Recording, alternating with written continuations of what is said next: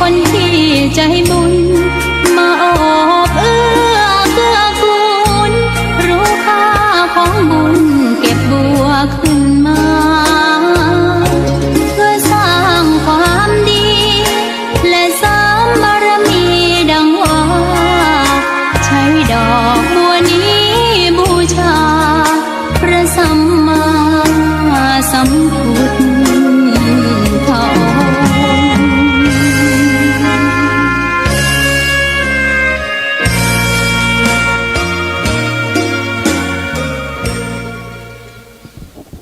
ขอ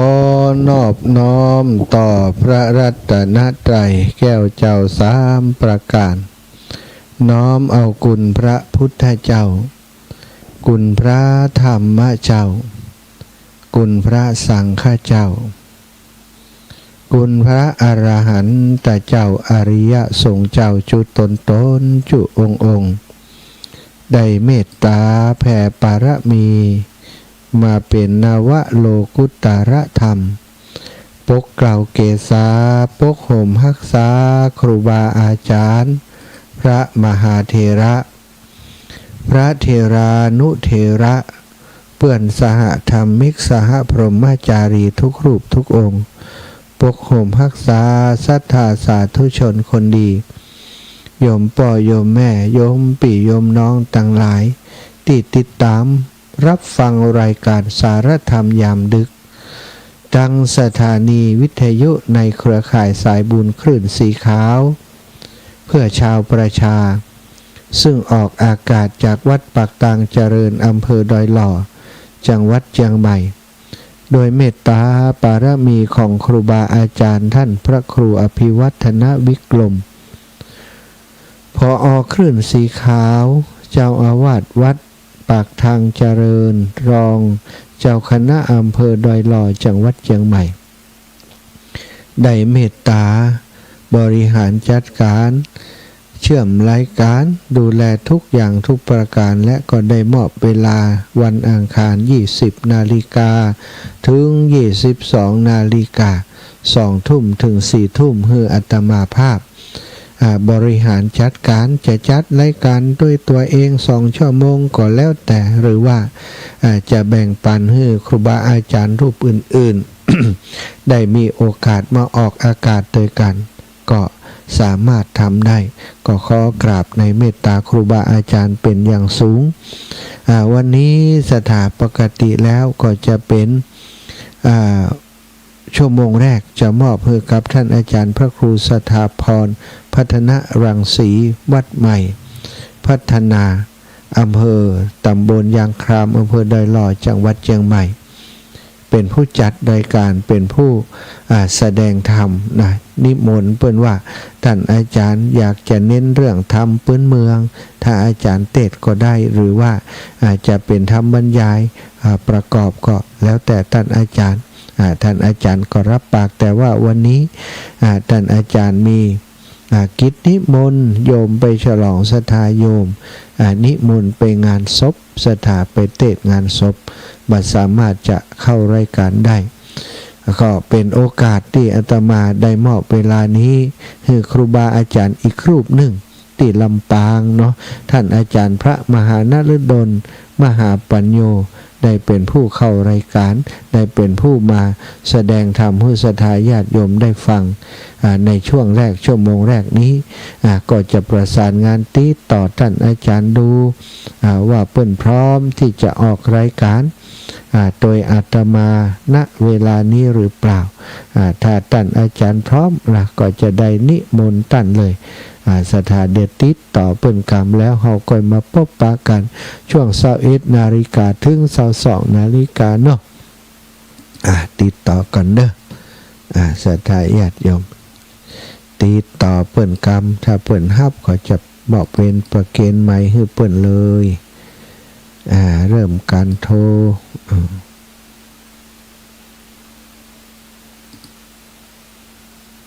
รอสักกรรมเด้อต้องรอหน่อย ประสานงานอยู่ท่านอาจารย์พระอาจารย์พระมหานฤดลมหาปัญโยเนาะถ้าจะพร้อมแล้ว ถ้าพร้อมแล้วก็รับสายถวายความเคารพครับท่านอาจารย์พร้อ ครับ ม ผม พร้อมแล้วเนาะ ครับผม เสียงชัดเจน ครับผม ดีอาจารย์นั่นใช้อันสมอทอกก่อหรือว่าใช้สดฮัลโหลท่านอาจารย์ยังได้ยินอยู่ก็ขยับสมอทอกหรือว่าถ้าสมอทอกมันดีท่านอาจารย์ก็ต้องถอดสมอทอกออกเนาะตอนนี้ผมไม่ได้ยินเสียงอาจารย์แต่เนอะคอมพิวเตอร์กำลังทำงานนักประมวลผลอาจจะส่งผลคุณภาพเสียงต่ำสาธุอาจารย์ได้ยินก่อนถ้าได้ยินก็ใช้วิธีใหม่เนอะ มีอีกวิธีหนึ่งท่านอาจารย์ตอนนี้ขออาจารย์รอแป๊บหนึ่งเดี๋ยวผมจะโทรเข้าไปเป็นการโทรผ่านอันตังโทรศัพท์อีกเครื่องหนึ่งเนาะตอนนี้ผมเปิดเสียงและเสียงอาจารย์มาออกทางเพจเดี๋ยวผมขออนุญาตโทรโดยอีกเบอร์หนึ่งเนอะท่านอาจารย์เดี๋ยววางสายตอนนี้ก่อนวางสายตัวนี้ก่อนนะศรัทธาญาติโยมก็เป็นธรรมดาเนอะศรัทธาบางครั้งบางทีการติดต่อประสานงานตรงนี้เนาะมันโปรแกรมของอาตมามันทำงานนัก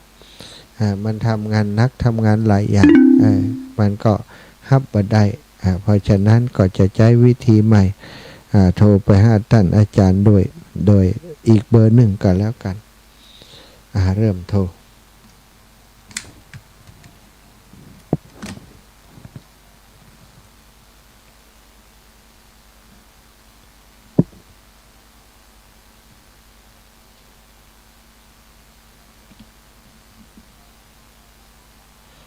ท่านอาจารย์ว่ายังได้ยังบ่ฮับสายแต่ขอแป๊บหนึ่งเด้อศรัทธาญาติโยมรอดูท่านอาจารย์เป็นกรรมเสียงเป็นอย่างไรจ๊ะเอาดังนี้ก็บ่ฮับดังพูด ใส่ไดโซ่เหรอกะเริ่มโทรใหม่กันแล้วกันโทรตบปุ่นใหม่ท่านอาจารย์ได้ยินแล้วยังฮัลโหลครับได้ยินแล้วเนาะได้ยินครับได้ยินนะครับ โอเคอาจารย์กราบนิมนต์ท่านอาจารย์เลยครับถวายเวลาครับก็ขอถวายความเคารพครูบาอาจารย์ที่เคารพนับถือทุกรูปนะครับสำหรับในค่ำของคืนวันนี้ก็ได้รับฉันทานุมัติจากท่านพระอาจารย์พระมหาสมชาติคือได้เป็นผู้ที่จะได้แสดงธรรมพระธรรมเทศนากระผมอาตมาภาพนั่นเป็นพระสงฆ์จังหวัดลำปางเนาะครับเนาะธรรมที่จะเอามาเทศในค่ำของคืนวันนี้ก็จะขออนุญาตเป็นธรรมแบบปื้นเมืองของลำปางในทำนองลำปางเป็นธรรมมหาจาตุเวสสันดรชาดกในกันที่8อันมีชื่อว่ากุมารบันประกอบโดย101พระคาถาประจำชะตาคนเกิดปีมะแม่หรือปีแปะวัยสาประธาตเจ้าดอยสุเทพจังหวัดเชียงใหม่ซึ่งทำนองที่จะแจ้เตียนนั่นก่อนที่จะใช้สดับหับฟังกันเป็นทำนองระบำในส่วนของลำปางที่มีชื่อว่าแมงปู่จมดวงหากว่าครูบาอาจารย์ท่านใดเคยได้สดับหับฟังก็ขอได้เมตตาหลังจากแสดงธรรมแล้วได้ให้คำแนะนำได้นะครับนะเพื่อบ่ให้เป็นการเสียเวลาก็เจริญพรคณะศรัทธาญาติโยมตลอดจนครูบาอาจารย์ที่รับฟังอยู่ได้สดับรับฟังพระธรรมเทศนาที่มีชื่อว่ากุมารบันเป็นลำดับต่อไปนะครับขอโอกาสที่จะบะอือกับเก้าเนาะขึ้นนะโมละว่าเดินธรรมละใส่กาบให้มันปึ้งตามจารีตขีดห้อยประเพณีการเทศมหาจารย์เป็นลำดับสืบไปครับนะโมตัสสะภะคะวะโตอะระหะโตสัมมาสัมพุทธัสสะ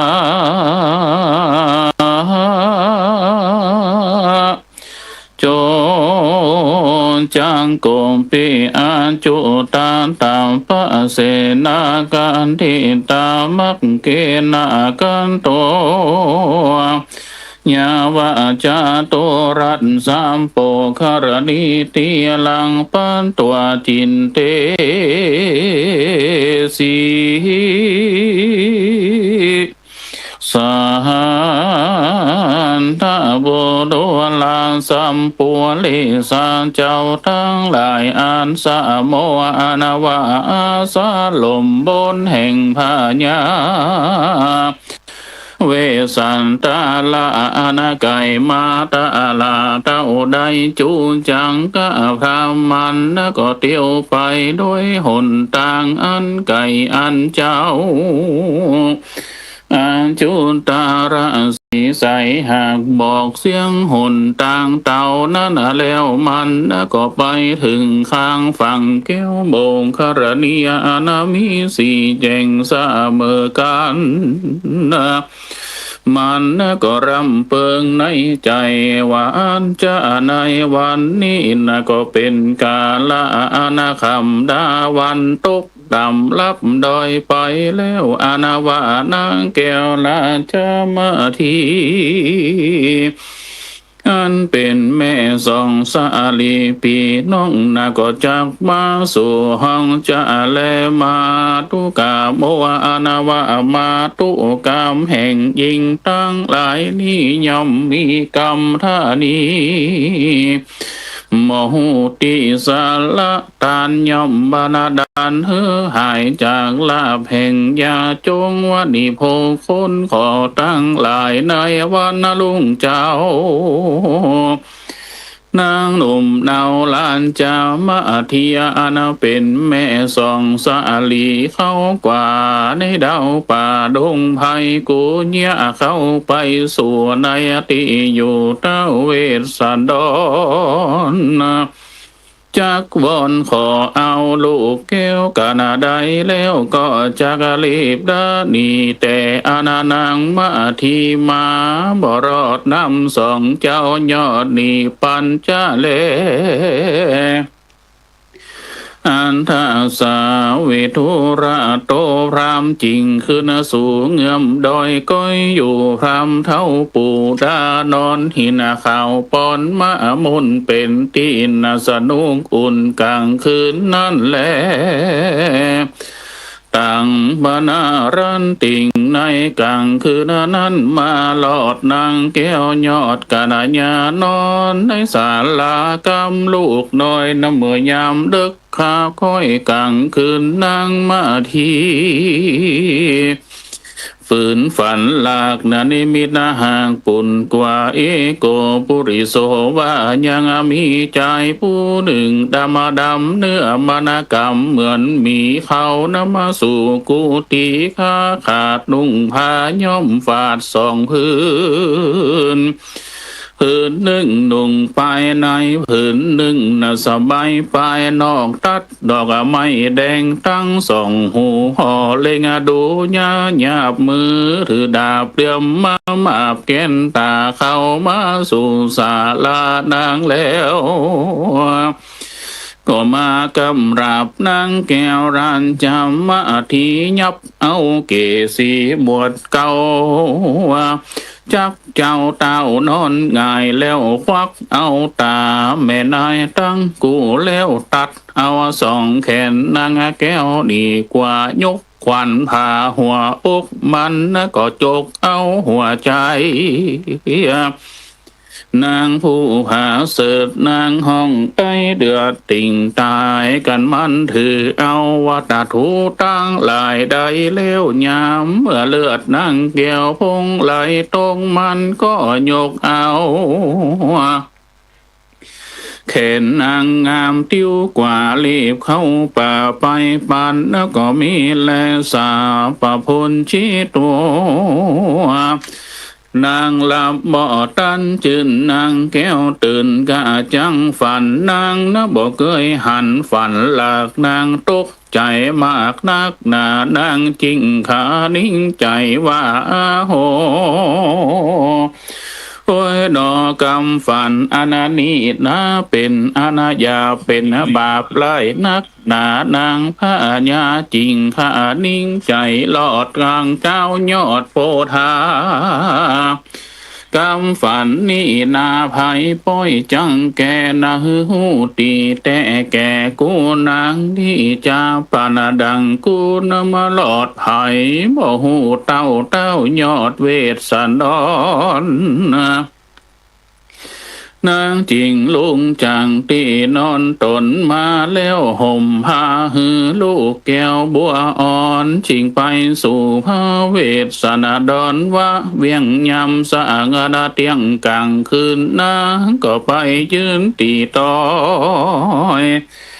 ก้อยตีเป็นพระตูศาลาเพื่อสลายาหือเต้าตื่นเพื่อใครหูแจ้งจืนกำฝานานั้นแลมหาสาโตอันว่ามหาสัตว์เจ้าอาณายังอยู่เฝ้าภาวนาได้ยินเสียงพระตูศาลาดังนากากงกากากได้ยินเสียงหลากแต่นักดาพระนมหาสันเจ้าตนยศยิ่งเต้าจริงปินจารณาดูว่าไผมาต่อยพระตูกูนี่จาพี่ว่าผีก็ลังต่อยปลายบนกันว่าคนนะก็ลังต่อยตำกลางจักว่าสันตริชานนะก็ลังต่อยไปตำเจ้าก็พรำหูเสียงคนหนอตัดสะพลชิงถามว่าภัยมาต่อยปะตูกูเต้าพี่เมื่อเขามาได้เมื่อนั้นนางมาทีนะก็ขันตอบว่าข้ามาทีมาและพาอยู่เหนือหัวเฮ้ยเมื่อนั้นพระจอมเงาจริงจ่าจิมาเจ้ามาทีว่าพัดเทดุรานางเทวีแต่วันหัวเตียเล่ามาบวนสร้างพระหนวดภาวนากูนะก็ยังเฮือกรรมการติกาทุกสิ่งนะฮือนางน้องมิ่งจำเอาบัดนี่นางนงเล่าป้อยนำมาสวดยังติอยู่ห้องศาลานิจาว่านางมามั่งกาติกาเสียแล้วนางแก้วจริงเข้ามานั่งมาที่จริงไว้พระบาทไทยหัวตนว่าข้าแด่ตัดสะปนเป็นเจ้าขาน้องเนาดมาสู่ศาลาบ่มีใจจังมาแฝงกายเอื้อมข้างกับพระเจ้าจ้างเหืองตัวงามโดยกิเลนสากามจ้องจากอนาคาฝันไล่นักแต่ดีลีขามาที่ฝันหันหลากนิมิตหากปุนกูจริงมาหาพระเหนือหัวเก่าแก่นะหูตีแต่สวัสดีขามาทีมาพินเมื่อยามเปื่อว่าข้าฟานาไลเมื่อกลางคืนนี่แลเต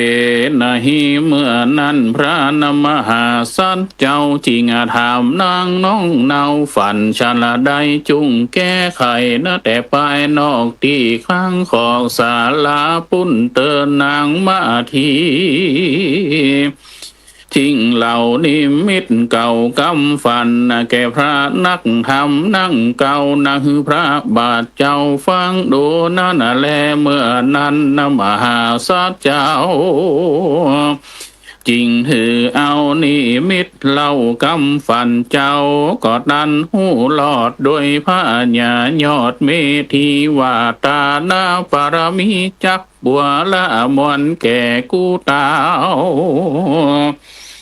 ในด่านดาวหิมมาปานนี้นั่นแหละนะในวันผูกเจ้ารอยว่าอย่าจุกเขามาสู่ขอเอาลูกแก้วกูตั้งสองปึ้งมีแลกันเต้าเจ้า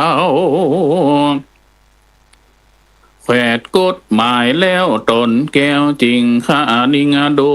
ว่ากูจักลมเล่าอย่างนั่งหน่อดาวร้านจำมาทีขึ้นเมื่อดีก่อนแล้วสู่ลูกแก้วตั้งสองแห่งนางเตอมหาสันเจ้ารำเปิงดังนี้แล้วตนแก้วจริงเล่าลมนางดุรานางเฮยเมื่อนางเกยก่อนนอนที่อันสระอาดตูวิลาศเรื่องไหลลวดเจือไปด้วยศาสตร์อ่อนกับตังผ้าผ่อนโกเจ้าสลีนงเล่าดาดน้องท่าลงเครื่องย่องย่อมเจียงคานเกยกินอาหารหลายหลากจินป่ามากน้ำมาใจปานจะนะคำแดงเป็นกาบาดนี้นางมาอยู่ป่าในดงแม่มาท่าลงนางเสือลายสนที่นอนเหลือที่ดินได้ตุกเหลือลายมาดไม่กินลูกไม่ใส่เนื้อตองนอนเหนือดินลองบ่มีศาสตร์ใบไม่ลวาดลองนอนเมื่อต่างหมอนใส่เก่าเป็นตุกจิมเจ้าสีสะหมอนนั่งจุงไปนอนกับด้วยลูกเต่าตั้งสองลาเดเตอสาวิภาตาย้ำกลางคืนนั่นดงสายฟ้าปุ่งขึ้นมานั่งพระญาก็มากะตำวันปฏิวันกวาดเพียวอาจสามะสาลาแล้วนะก็แต่งดาอย่างน้ำกินแลน้ำใจตังยาสีฟันแลน้ำสวยนาพระมหาสันเจ้าแล้วนะก็อุ้มเอาลูกแก้วเจ้าตั้งสองว่าสาลีบัวตองลูกรักแม่คืนนี่แก่แม่ฝันได้นักหนาจุงอยู่กับป่อพระบานเจ้ายานีไก่เตอะว่าอาณาแล้วนางแก้วนะก็ถือเอายังเสียมกันเล่าบ้องจอนกะเศร้าสอดด้วยกันลีนางนะก็หนีไปหาลูกไม้ยาห้องไห้ก็ยาหนีไปน้ำตาไหลจากเบาห้องให้เข้าสู่ดงไผ่ก็มีวานานั้นและนาตาตาจูจังโกปีเมื่อนั้นจูจังกะพรามปู่เท่ามานาตื่นลุงเจ้ากินง่ายมันแล้วก็สามปลายถงคมเจ้าพรามนะปู่เท่าก้อยลงมาหนีจากผู้ผาปากทำมานากินน้ำอิ่มเปียงใจมันขานิ่งในลู่ลอดนวานางแก้วยอดเทวีเตียงจักหนีไปสู่ป่าแล้วละลูกแก้วอยู่ศาลามานาเตียวมามักกาอันนะบ่ใหญ่พรามก้อยไตเตียวไปตามที่อยู่อาลามป่าไม่ที่พระดอไต้กะทำธรรมวานานั้นแลนมหาสันโตพระมหาสันเจ้าก็ออกไปอยู่เฝ้าภาวนาแต่พระตูศาลาแต่เจ้าตนเจ้านั่งกะดานาคามหันแลกันว่านมหาสัตเจ้าไปอยู่แล้วตนแก้วจริงข้านิ่งในกึดในใจก็บ่ปากข้าค่อยหากองต่างว่าวันนี้ลางยาจกไต่เต้าเพื่อจะกะเข้ามาสู่ศาลาเจ้าก็กองต่างยาจกไต่เต้าเป็นดังใจถงเราอยู่กองตังว่ากูจักได้วางเสพเราอาณาเมกาจักเอามาสู่กูกินว่าอาณาเมื่อนั้นสองกูมานปีน้องยืนอยู่ห้องอารามส่วนพรามนะก็ไปพากนที่ไก่พระตูป่าไม้อารามโสโลเกนโตพระนมหาสัจเจ้า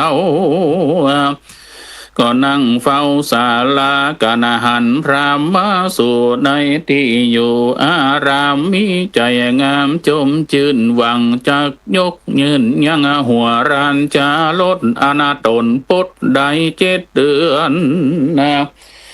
คือตาหน้าปรมีจักฮือมีเป็นดังเก่าหัวใจเจ้าลวดเจยบานจักปาติสลทานโดยพรามผู้เดินป่าจิงเก่าว่าโพดุราตันพามมาตันจักมาจวนเราไปสู่เวียงแก้วกูเนรปานโดยพุทธตา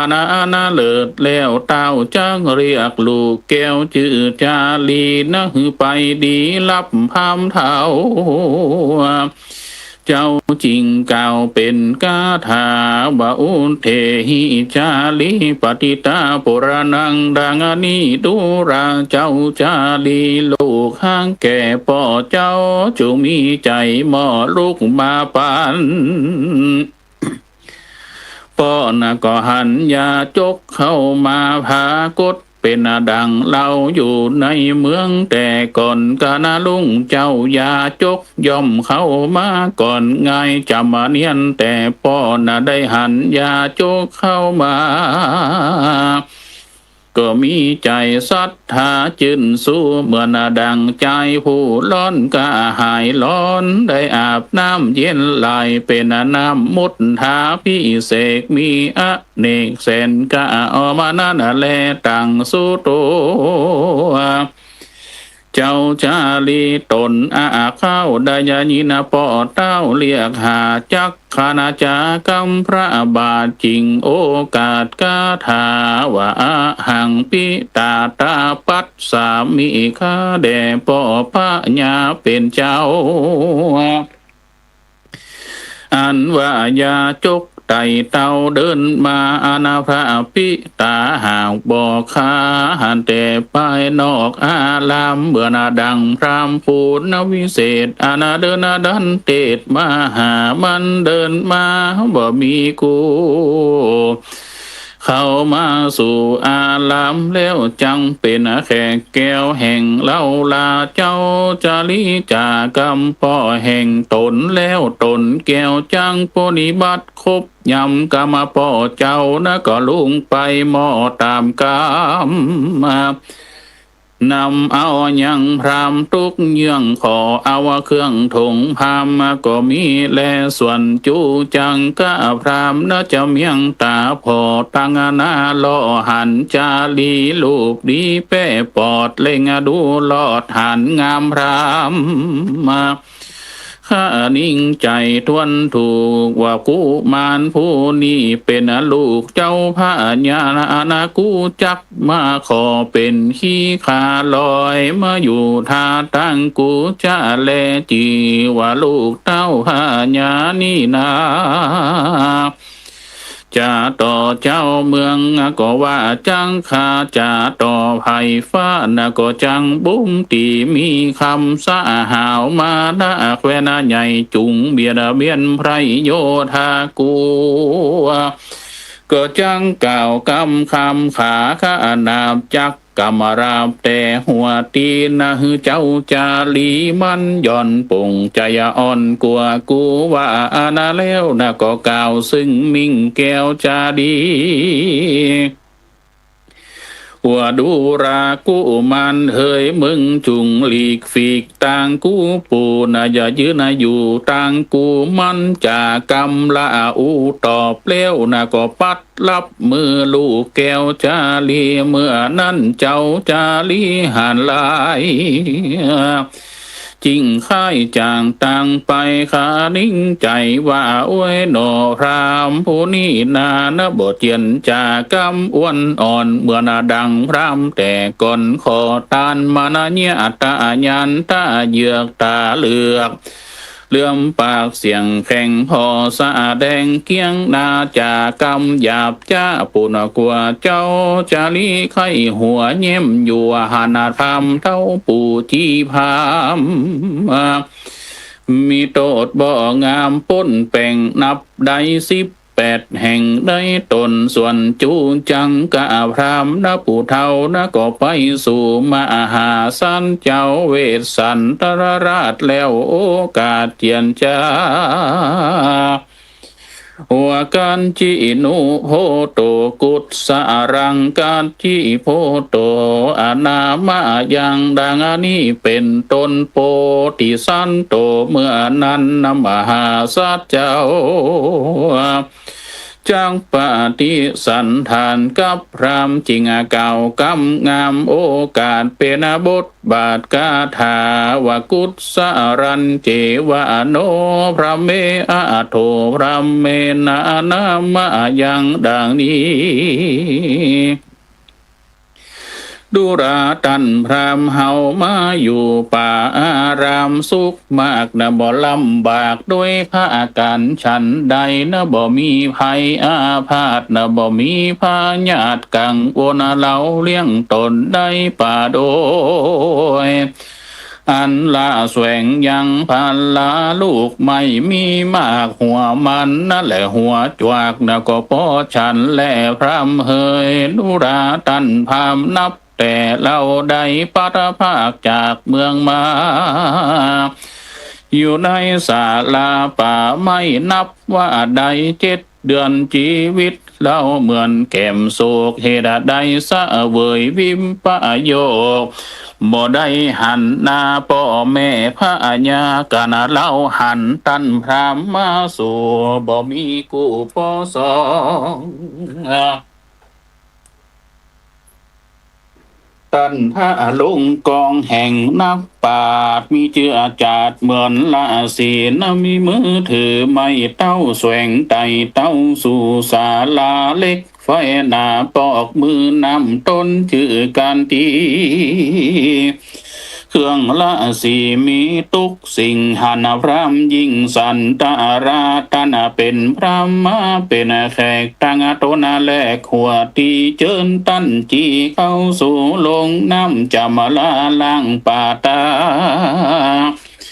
แล้วจุงมาสู่ตีนี้นั่งตีนี้สบายแรงก่อนตาลาในธรรมปีป่านี่ยังสีต่างน้ำอนานิใสก็ใส่เย็นแล้วก็เย็นจะจิว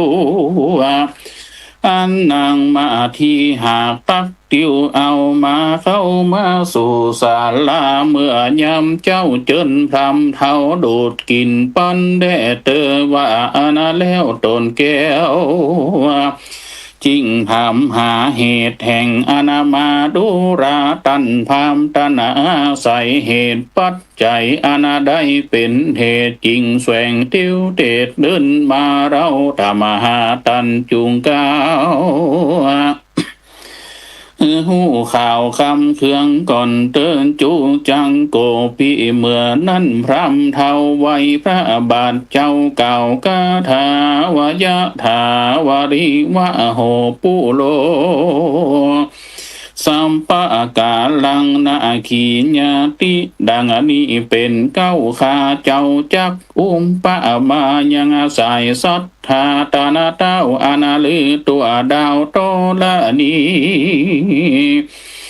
ยังมีแม่น้ำหลวงหาสิ่งตกบางวิ่งลงมานะคือน้ำกุ้งกางามสระอาดยมุนาฟาติฟองอาทิลาวาดีน้องแถวทางสระภูหลังไหลตาม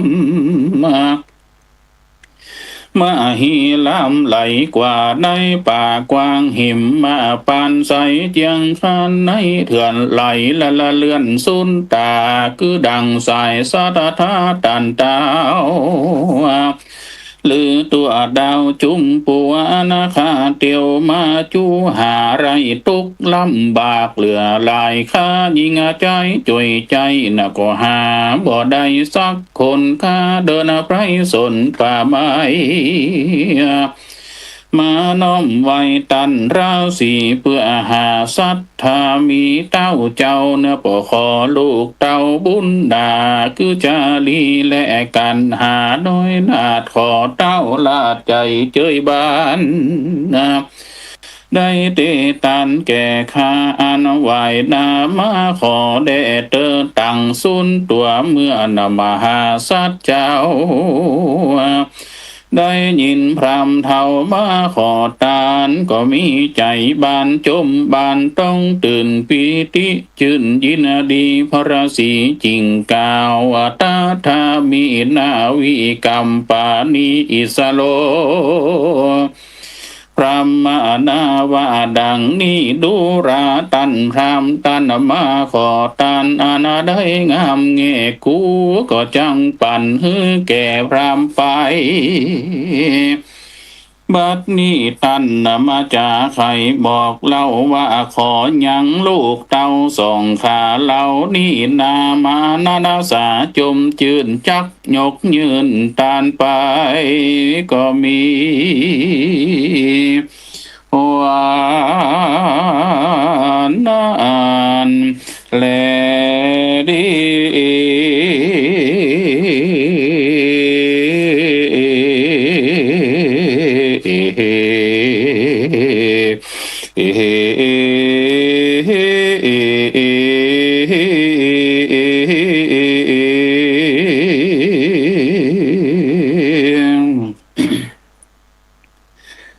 ชา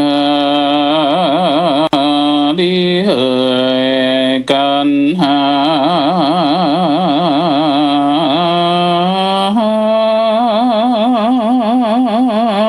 ส่องพาสัทธานอแก้วกันว่าได้ยินแม่เจ้าสอนสร้างแล้ว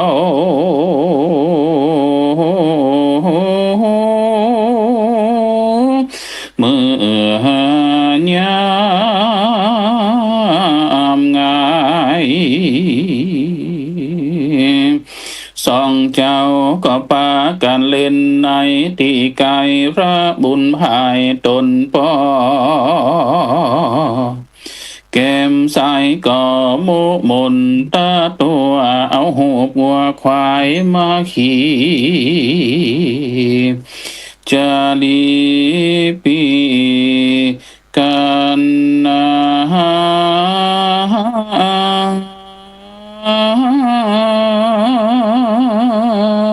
ก็เล่นตามภาษาเด็กอ่อนน้อยสองชื่อนาจอยย้อนนาเกยมือการว่าตะวันเหลืองเหลื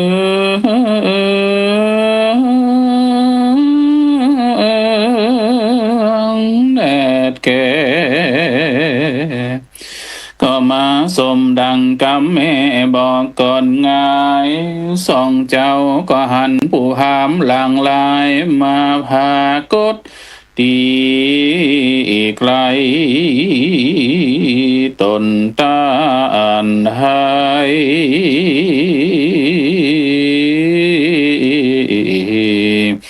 ข้าขอลาจายามนั้นนาเจ้าจารีก็ออกไปหาจักหับเอาธงพรามมานาปูเทาพรามเท่าก็มาห้องด่าเจ้าบ่ยำแยงจากกำแข่งใส่นาเจ้าก็หกมาหาน้องกำพระชื่อว่ากันหาพากันไปรับหลังศาลา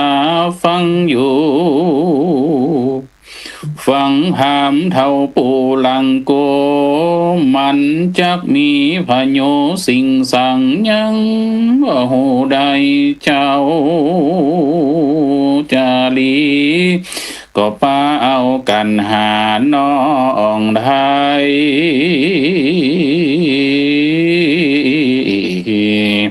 ไปอยู่ลุ่มสาลาฟังผู้เฒ่าจังกังมันก็ยกหัดทางใส่เก่าอาคาขอเอาลูกเต่าจาลีและกันหาสองเจ้าได้ยินกำจาบ่ปอสุภาพกลัวได้เป็นขาดใจทาสเมียมันสองเจ้าได้ยินกำรามใจสันมีจิตหวันไหวคอนได้ปากันบุญนาสอ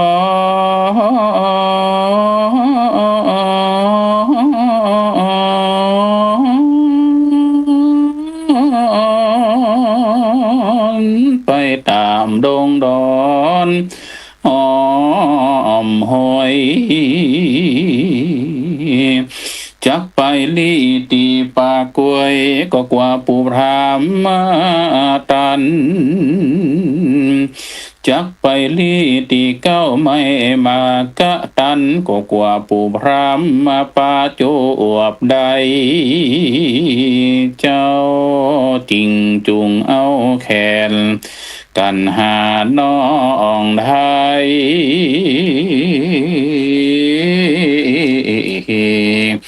ว่ามา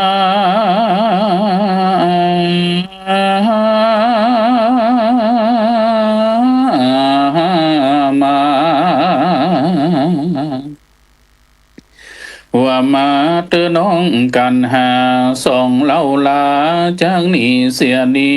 พี่จักเอาน้องไปลับลี่ปูจีพามเจ้าทั้งสองก็ปากันไปลี่อยู่ที่สละหลังงามน้ำใหญ่กลัวปูพามไหลเลยเอาจาลีเมาไปแล้วกันหาน้องแก้วก็หากยิน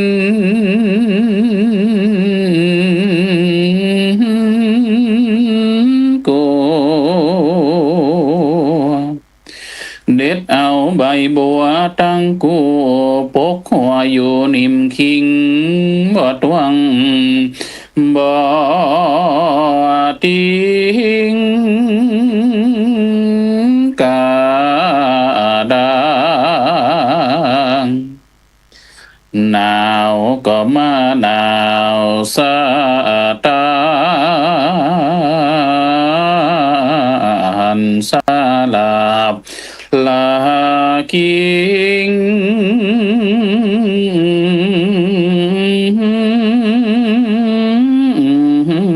เย็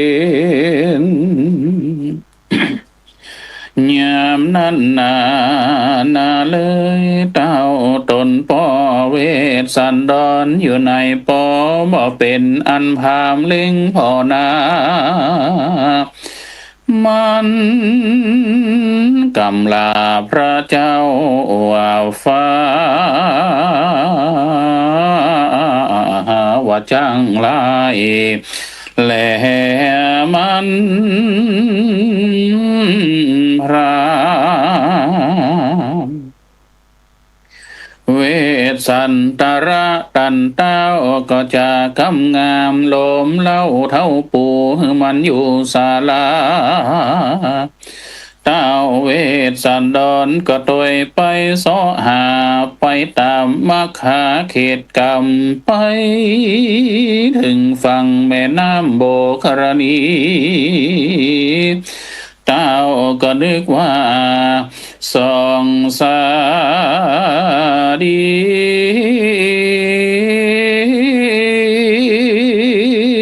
ลงสู่นาทีแห่งห้องเจ้าก็เอิ้นเฮียกะห้องว่าจาดีเฮยปอจา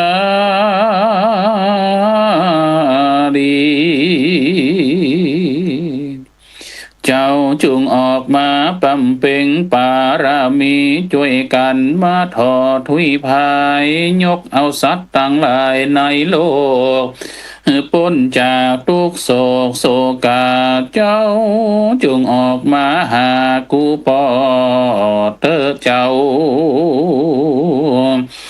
ที่นั้นเจ้าลูกเต้าชื่อว่าจาลีก็ออกมาหาพระสีตนปอกลมหน้าต่อปาตากำเอาคอแข้งข้างขวาห้องหายยามนั้นน้ำตาพระราศีเวสสันดรตานาไต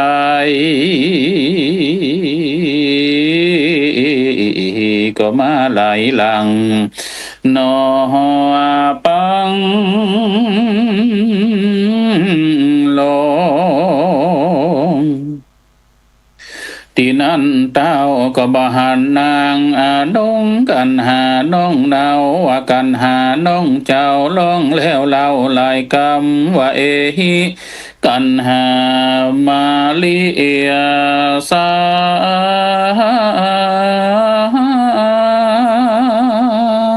ดูรากันหาน้องนอเจ้าจงออกมาหาปอกำเดียวกันหาชะเหลียวเลี้ยวแล่นกึดถูกแม่นตามกองออกมาจากหนองน้ำกว้างออกมาหาพระเจ้าว่าจาหังเวสานาด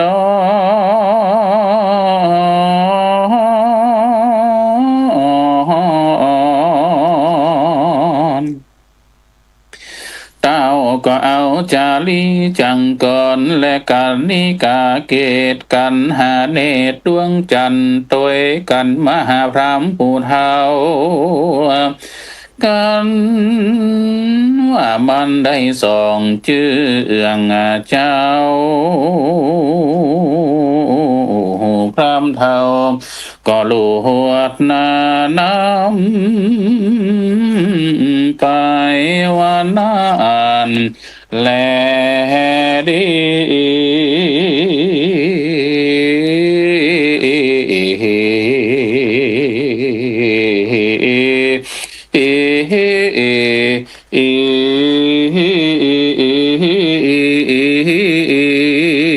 ทิวุตปการเรนะก็มีโด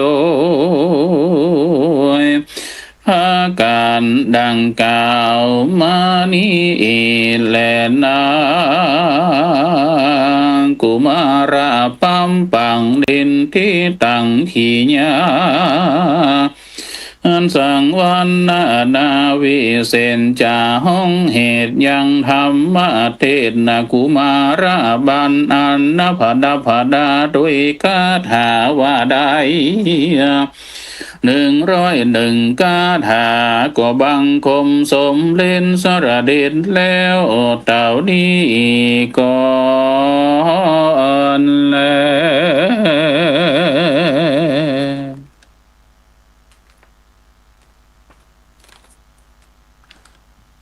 อ้าว สาธุสาธุสาธุจบลงไปพระธรรมเทศนาภาคพื้นเมืองจากท่านอาจารย์ครูบาอาจารย์ท่านพระมหานฤดลมหาปัญโยซึ่งเป็นครูบาอาจารย์พระสงฆ์เผยแผ่พระพุทธศาสนาจังหวัดลำปางอีกรูปหนึ่งมีจิตใจเสียสละเป็นครูบาอาจารย์สอน โรงเรียนพระปริยัติธรรมโดยศรัทธาญาติโยมวันนี้ได้กราบนิมนต์ท่านอาจารย์มาเสริมทัพ มาแทนท่าน อาจารย์พระครูสถาพรพัฒนรังสีวัดใหม่พัฒนาตำบลยางครามอำเภอดอยหล่อจังหวัดเชียงใหม่เนาะท่านอาจารย์ก็ได้แสดงธรรมเป็นกุมารทำมหาเวสสันดรชาดกกุมารกันกุมารซึ่งทำนองลำปางกับทำนองเชียงใหม่ก็จะพิษแปลกแตกต่างกันสักเล็กน้อยเนาะเชียงใหม่นี้ เปิ้นก็จะอาจจะมีทำนองที่อ่อนหวานยดย้อยแล้วก็มีลูกหยอดลูกเอื้อนหลายจุดแต่สองลำปางนี้จะเดินยาวไปจนถึงตอนที่จะกราบก็จะกราบในช่วงนั้นก็จะหยอดในช่วงนั้นเนาะทำนองมะนาวล่องของ ของลำปางก็ขอกราบในเมตตาท่านอาจารย์พระมหานฤดลมหาปัญโยครูบาอาจารย์ที่มีจิตใจมีจิตอาสามีความเสียสละเนาะได้มาช่วยการช่วยงานอาตมาภาพเมื่อตอนนั้นตั้งธรรมหลวงเนี่ยอาจารย์มาช่วยทุกครั้งทุกยกสถามาช่วยมาเตะในยกที่หนึ่งตัวแล้วก็ในยกที่สามยกสุดท้ายนี้ท่านอาจารย์ก็มาเตะการชักติเนาะชักติการที่12นะสถาท่านอาจารย์ได้มาแทนท่านหลวงพ่อใหญ่ท่านพระครูวินิจวรการซึ่งติดบัดสบายเป็นไข้บัดได้มา วันนี้ได้มาเตะกันกุมารเฮืออีกผู้หนึ่งทำให้ศรัทธาพี่น้องที่ฟังอยู่ก็คงจะได้ชื่นอกชื่นใจได้ฟังธรรมขึ้นเมืองส่วนใหญ่ก็เป็นผู้สูงอายุคนเฒ่าคนแก่หวนนึกระลึกถึงความหลังใดเนาะเอาละศรัทธาในช่วงนี้ก่อนที่จะเข้าสู่ชั่วโมงที่2เป็นธรรมบรรยายจากธรรมภาพเอาศรัทธาญาติโยมได้ฟังเพลงในรายการสักเพลง2เพลงก่อนเนาะก่อนที่จะได้มาพบปะกันต่อไปในชั่วโมงต่อไปเนอศรัทธาญาติโยม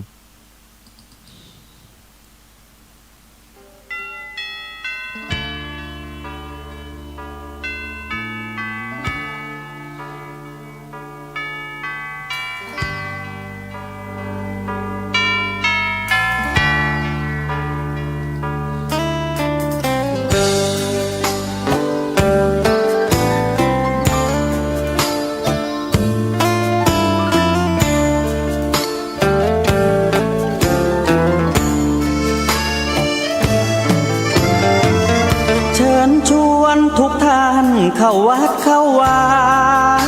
ฟังธรรมะจากหลวงตา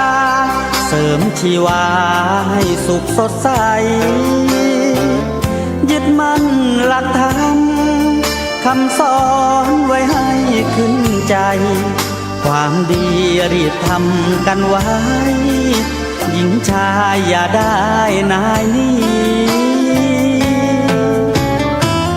เชิญชวนทุกท่านเข้าวัดเข้าวาทำบุญด้วยจิตศรัทธาบุญพาให้เราสุขีจะทำการใดนำใช้ในสิ่งดีทำบุญให้ทานวันนี้ไม่มีใครว่าใครชังสมัยก่อนประทับใจปู่ย่าตายายวันพระไม่เคยเบื่อหน่ายจำได้ไม่ลืมสักครั้งเหตุใดวันนี้มีคนเข้าวัดน้อยจังอยากให้เหมือนก่อนอีกครั้งฝากความหวังกับคนรุ่นใหม่เชิญชวนทุกท่านเข้าวัดเข้าวารับศีลรับพรหลวงตาเสริมคุณค่าให้กับจิตใจกระทำความดีเรื่องนี้ไม่ต้องอายใครว่างจากการงานเมื่อใดเชิญชวนท่านไปทำบุญ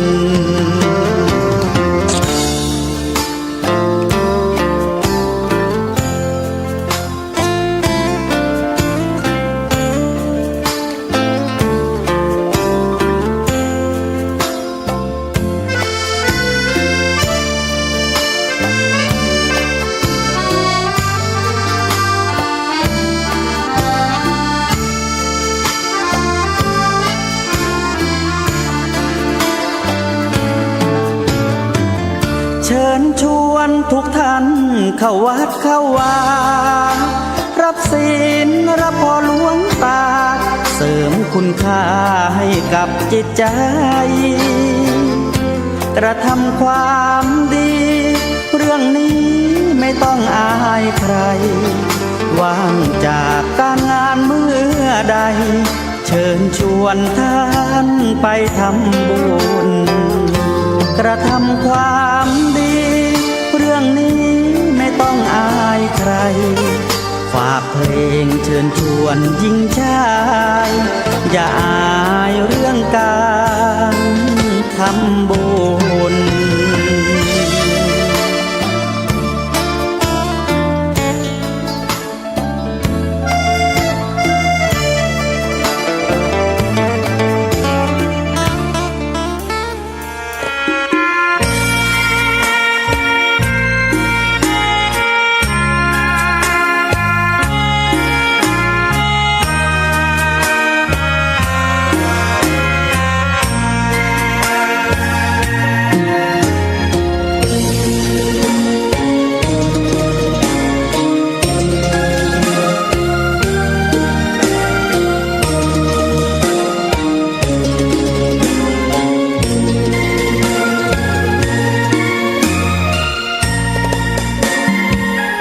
ดอกบัวดอกหนึ่งพึงใจไว้เพื่อบูชาแด่องค์พระศาสดาสัมมาสัมพุทธเจ้ามีความงามเงียบไม่เปรียบเทียบเขาเทียบเราใครมองไม่งามช่างเขาแต่เจ้าก็คือดอกบัวด้วยความสัตย์ซื่อยึดถือความดีเป็นหลักใครรักไม่รักก็ไม่จมปลักมองมัวเมื่อโผล่พ้นน้ำก็เห็นความงามในตัว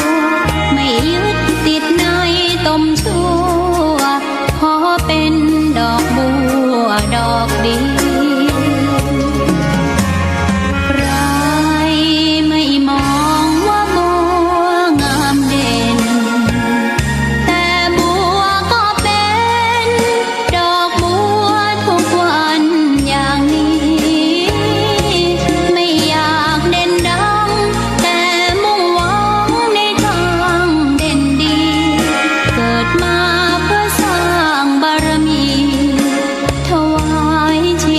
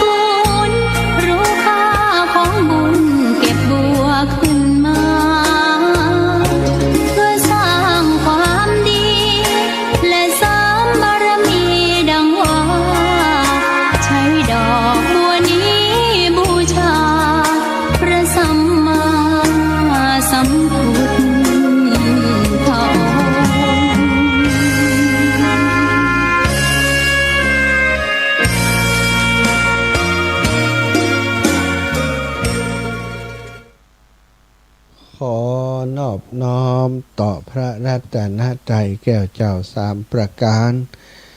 น้อมกราบครูบาอาจารย์พระสงฆ์องค์สังฆเจ้าทุกรูปทุกองค์ด้วยความเคารพเจริญสุขเจริญธรรมเจริญปอนกับศรัทธาสาธุชนคนดีทุกคนทุกท่านที่ติดตามรับฟังรายการสารธรรมยามดึกอยู่ในขณะนี้ ดึกแล้วหลายคนก็นอนแล้วเนาะนี่อาตมาภาพทำจัดรายการก็นอนแล้วอีปออีแม่ทั้งหลายเพราะว่า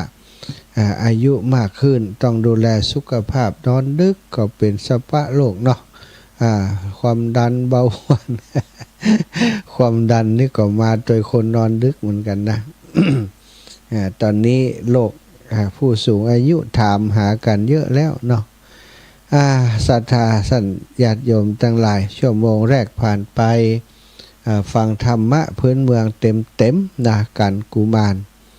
ซึ่งท่านอาจารย์นฤดลมหาปัญโยนี้วันที่ตั้งธรรมหลวงท่านบได้เทศการกุมารนี้ท่านอาจารย์ท่านพระครูประหลัดณัฐพงศ์ทิตาอุทศิรินะวัดดอนจันทร์ได้เมตตาเป็นองค์แสดงก็ทำนองเชียงใหม่เชียงไฮ้เพราะเนาะวันนั้นหลายคนก็คงจะได้ฟังแล้วชื่นอกชื่นใจไปแล้ววันนี้มาฟังสำเนียงแบบลำปางท่านอาจารย์ก็เทศจบไปแล้วเปิดมีโทรศัพท์อยู่เครื่องเดียวเลยบ่ได้เปิดสายให้ศรัทธาญาติโยมได้โทรเข้ามามาจามาสนทนากับเปิ้นเนาะ ก็เดียวตอนที่อาตมาฮับสายท้ายชั่วโมงไผจะแสดงความคิดเห็นจะฝากความระลึกถึงท่านอาจารย์นะก็กันได้เนาะในช่วงท้ายของชั่วโมงวันนี้เรามาพบปะกันเป็นวันสุดท้ายของปีงบประมาณวันที่30เดือนกันยาของทุกปีเป็นวันเกษียณราชการของข้าราชการตลอดถึงต่างรัฐวิสาหกิจเนาะทุกหมู่เหล่าสถาเปิ่นเกษียณอายุที่60เนี่ยเกษียณกันที่60วันนี้ก็คงมีญาติพี่น้องลูกหลานของอีป่ออีแม่ทั้งหลายได้เกษียณอายุราชการก่อนที่จะเกษียณนี้เปิ่นก็มีการเลี้ยงส่งกันเนาะตั้งหน่วยงานใหญ่ตั้ง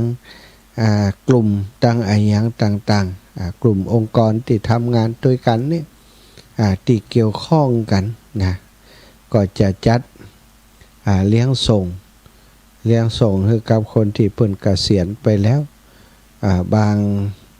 างที่บางแห่งก็จัดกันเกือบจะตลอดเดือนนะเดี๋ยวหน่วยงานนั่นเดี๋ยวหน่วยงานนี้เดี๋ยวองค์กรนั่นเดี๋ยวองค์กรนี้เลี้ยงเพื่อจะเป็นกำลังใจให้กับผู้ที่เปิ้นจะเกษียณราชการไปตลอดระยะเวลา1 เดือนที่ผ่านมาหลายๆคนที่เปิ้นเกษียณก็คงจะได้สัมผัสกับน้ำจิตน้ำใจของเพื่อนร่วมงานน้องนุ่งสุ่งซองต่างๆที่ร่วมงานหน่วยงานองค์กรเดียวกันผู้ที่เกษียณไปแล้วก็มาร่วมงานก็มีแต่ว่าส่วนใหญ่จะเป็นผู้ที่ยังอยู่ทำงานเกาะโดยกันอยู่เนาะที่จะมาร่วมกิจกรรมเกษียณของพี่น้องที่เป็นข้าราชการเป็นผู้ที่เกษียณราชการในปีนี้บรรดาหน่วยงานต่างๆนะก็จัดงานกันแสดงความห่วงใยอะไรหาคนที่เพิ่นเกษียณไปแล้วในการการจากล่าวถึงนั่นก็ขอบคุณที่ได้ร่วมงานกันมาขอบคุณที่ได้สร้างประโยชน์ให้กับหน่วยงานและองค์กรให้กับประเทศชาติเป็นกำที่เป็นให้กำลังใจซึ่งกันและกันบรรดาคนที่เกษียณไปหลายๆคนวันนี้นี่อาจจะยังบ่ฮู้ตัวเตื้อ วันนี้วันที่30อยู่ยังบ่ฮู้ตัวเตื้อถึงโลกกฐรรม8นะวันพุธบ่เจ้านี่จะฮู้ละวันพุธเมื่อเช้าเมื่อพุธตอนเช้านะพุธตอนเช้านี่จะฮู้แล้ว ตื่นขึ้นมาจะต้องง่อมแล้วไปทำงานบัดได้ไปทำงานแล้วรถก็จอดสนิทอยู่เนาะตื่นเจ้ามาโอ้ปกติหีบอาบน้ำแต่งตัวไปทำงานนับแต่วันพรุ่งนี้เป็นต้นไปก็บ่ต้องทำอย่างอันแล้วจะไข่ไปแอวในเวลาใดก็ไปตื่นเจ้ามาบ่ต้องกุลีกุจอยหีบอาบน้ำตื่นควายสักหน่อยก็ได้ตีผ่านมาตึงบ่ได้ตื่นควายก็เปิ้นตื่นตี 3 ตี 4 โดยเฉพาะคนที่ไปทำงานในที่ไกลๆขับรถเป็นชั่วโมงอย่างเงี้ยต้องตื่นแต่เจ้ากุลีกุจอหีบไปทำงานวันเสาร์วันอาทิตย์ก็ได้กลับมาอยู่บ้านอยู่จองอยู่กับครอบครัวลูกหลานอยู่กับพ่อกับแม่เจ้าวันจันทร์มาก็ไปแหมแล้วนี่สถานบางคนก็ไปกลับหลายร้อยกิโลไปกลับแต่ละอาทิตย์นี่เดินทางการนำบันเสี่ยงเพื่อจะเต่าเงินเดือนนี่ก็จำเป็นเนาะเปิ้นจำเป็นเพราะว่าต้องไปทำงานถ้าบ่ไปทำงานหน้าที่ก็จะทำให้เกิดความเสียหายงานการต่างๆที่หมู่เฮาศรัทธาญาติโยมที่เปิ้นเป็นข้าราชการหน่วยงานต่างๆที่ทำกันมาเนาะก็เป็นการทำงานเพื่อประเทศชาติและประชาชนผลตอบแทนก็ได้รับสวัสดิการค่าจ้างเงินเดือนต่างๆพอจะเลี้ยงดูเพื่อพอจะเลี้ยงอัตภาพคือพออยู่ได้ข้าราชการหรือว่าหน่วยงานต่างๆนะข้าราชการแล้วรัฐวิสาหกิจต่างๆก็มีเงินเดือนพอที่จะเลี้ยงตัวได้พอที่จะเลี้ยงตัวได้บางคนถ้าอยากจะได้สิ่งอำนวยความสะดวกต่างๆลดลาบ้านช่องก้ายังก้าต่างๆก็ต้องใช้เงินอนาคต ยิบยืมเอาเงินตัวเก่าในอนาคตเรียกว่ากู้เงินนั่นเองสถาซื้อบ้านซื้อรถอะไรอย่างต่างๆบางคนพอเกษียณแล้วนะหนี้สินก็ยังเต็มนึบอยู่เนาะตอนเกษียณเงินเดือนบางคน 7-8 หมื่นพอเกษียณออกไปแล้วเป็นข้าราชการบำนาญเหลือเงินอยู่ในบัญชีบักกี่บาทแล้วที่จะได้ต่อเดือนเป็นข้าราชการบำนาญก็มีเงินอยู่บักกี่บาทแต่ก็จะต้องอยู่ฮื้อใดเนาะอยู่ฮื้อใดอยู่จะได้อยู่ฮื้อใดก็คงจะประหยัดกว่าเดิมแต่หลายๆคนก็คงโชคดีที่มีครอบครัวที่คอยซัพพอร์ตมีครอบครัวที่มีลูกมีเต้าทำการทำงานมีงานมีฐานะหลักฐานที่มั่นคงสามารถซัพพอร์ตดูแลพ่อแม่ที่เกษียณไปได้หรือว่าความจริงแล้วเงินบำนาญนั้นเพียงพอต่อคนที่เป็นเกษียณไปถ้าบัดได้ไปสร้างภาระหนี้สินเพิ่มหรือว่ามีหนี้ที่จะต้องจ่ายเยอะเนี่ยก็จะอยู่ได้แบบสบายเนาะสถา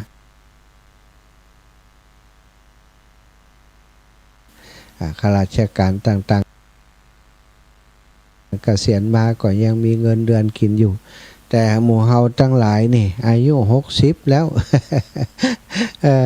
บัดได้เกษียณเมินแล้วไอ้ยังเกษียณมาเมินก็เพราะว่าตัวเองนั้นเนาะบัดได้เป็นข้าราชการทำงานก็บ่ต้องไปเข้าออกประจำเหมือนตั้งข้าราชการเปิ้นเนาะสถาเฮาก็แต่ว่าหมู่เฮาพี่น้องเจ้าให้เจ้านานี่ที่ทำอาชีพเป็นชาวไร่ชาวนาค้าขายต่างๆนี้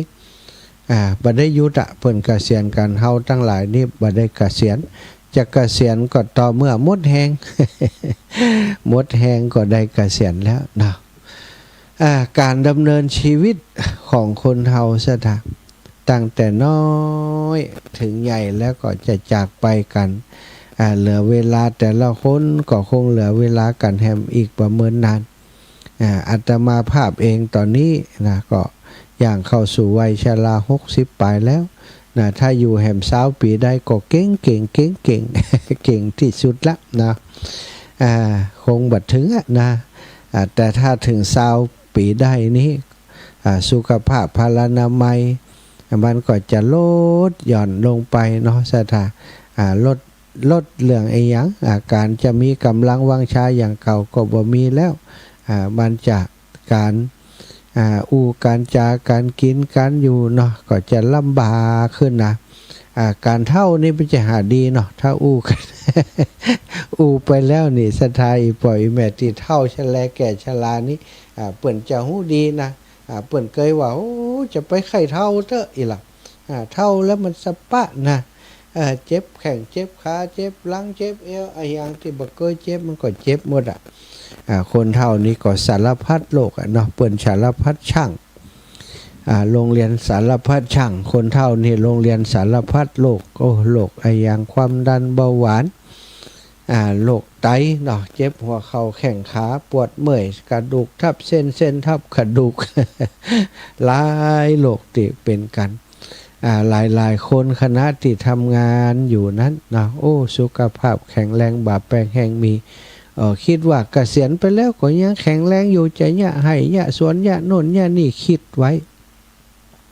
พอเกษียณไปแล้วปี2 ปีแปลกนี่ล่ะบางคนเล่าให้ฟังว่าบอกก่อนตอนทำงานก็หาว่ามีแห้งมีอย่างจัดดีนะประเดี๋ยวพอเกษียณมาแล้วมันเหนื่อยมันล้ายะการยังบ่เหมือนเก่าล่ะมันจะไปเหมือนอย่าได้เนาะเพราะอายุมันนักขึ้นนักมันห่างกันบ่ใช่กี่เดือนนะตอนนั้นยังกระปรี้กระเป๋าแต่ตอนนี้มันยังได้บ่ฮู้มันบักกระชุ่มกระชวยอย่างเก่ามันเหนื่อยง่ายว่าสถา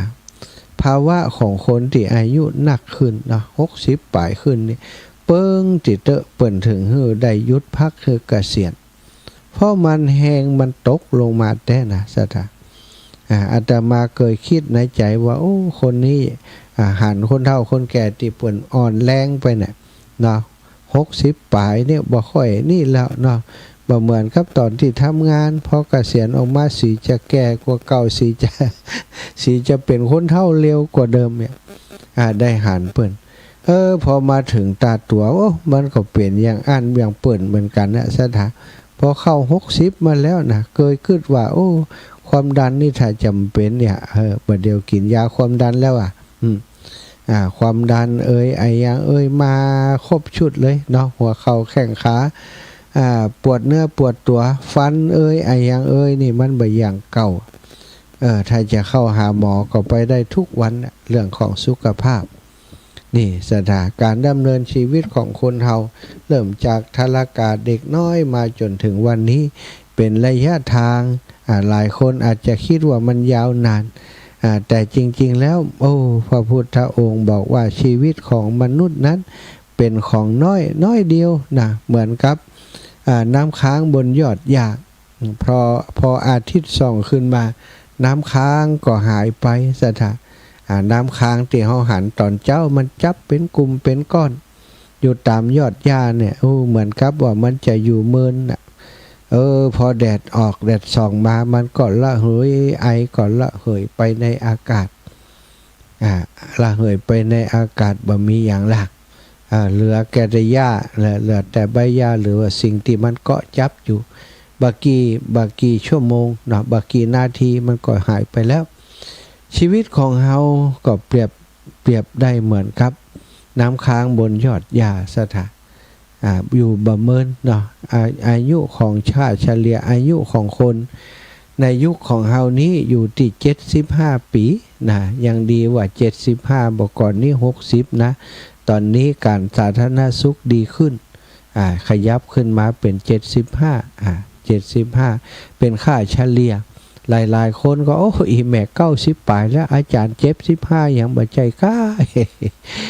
เป็นค่าเฉลี่ยเปิ้นนับคนที่ตายอีแม่ทั้งหลายคนที่ตายเนี่ย100 คนเนี่ยมาหารกัน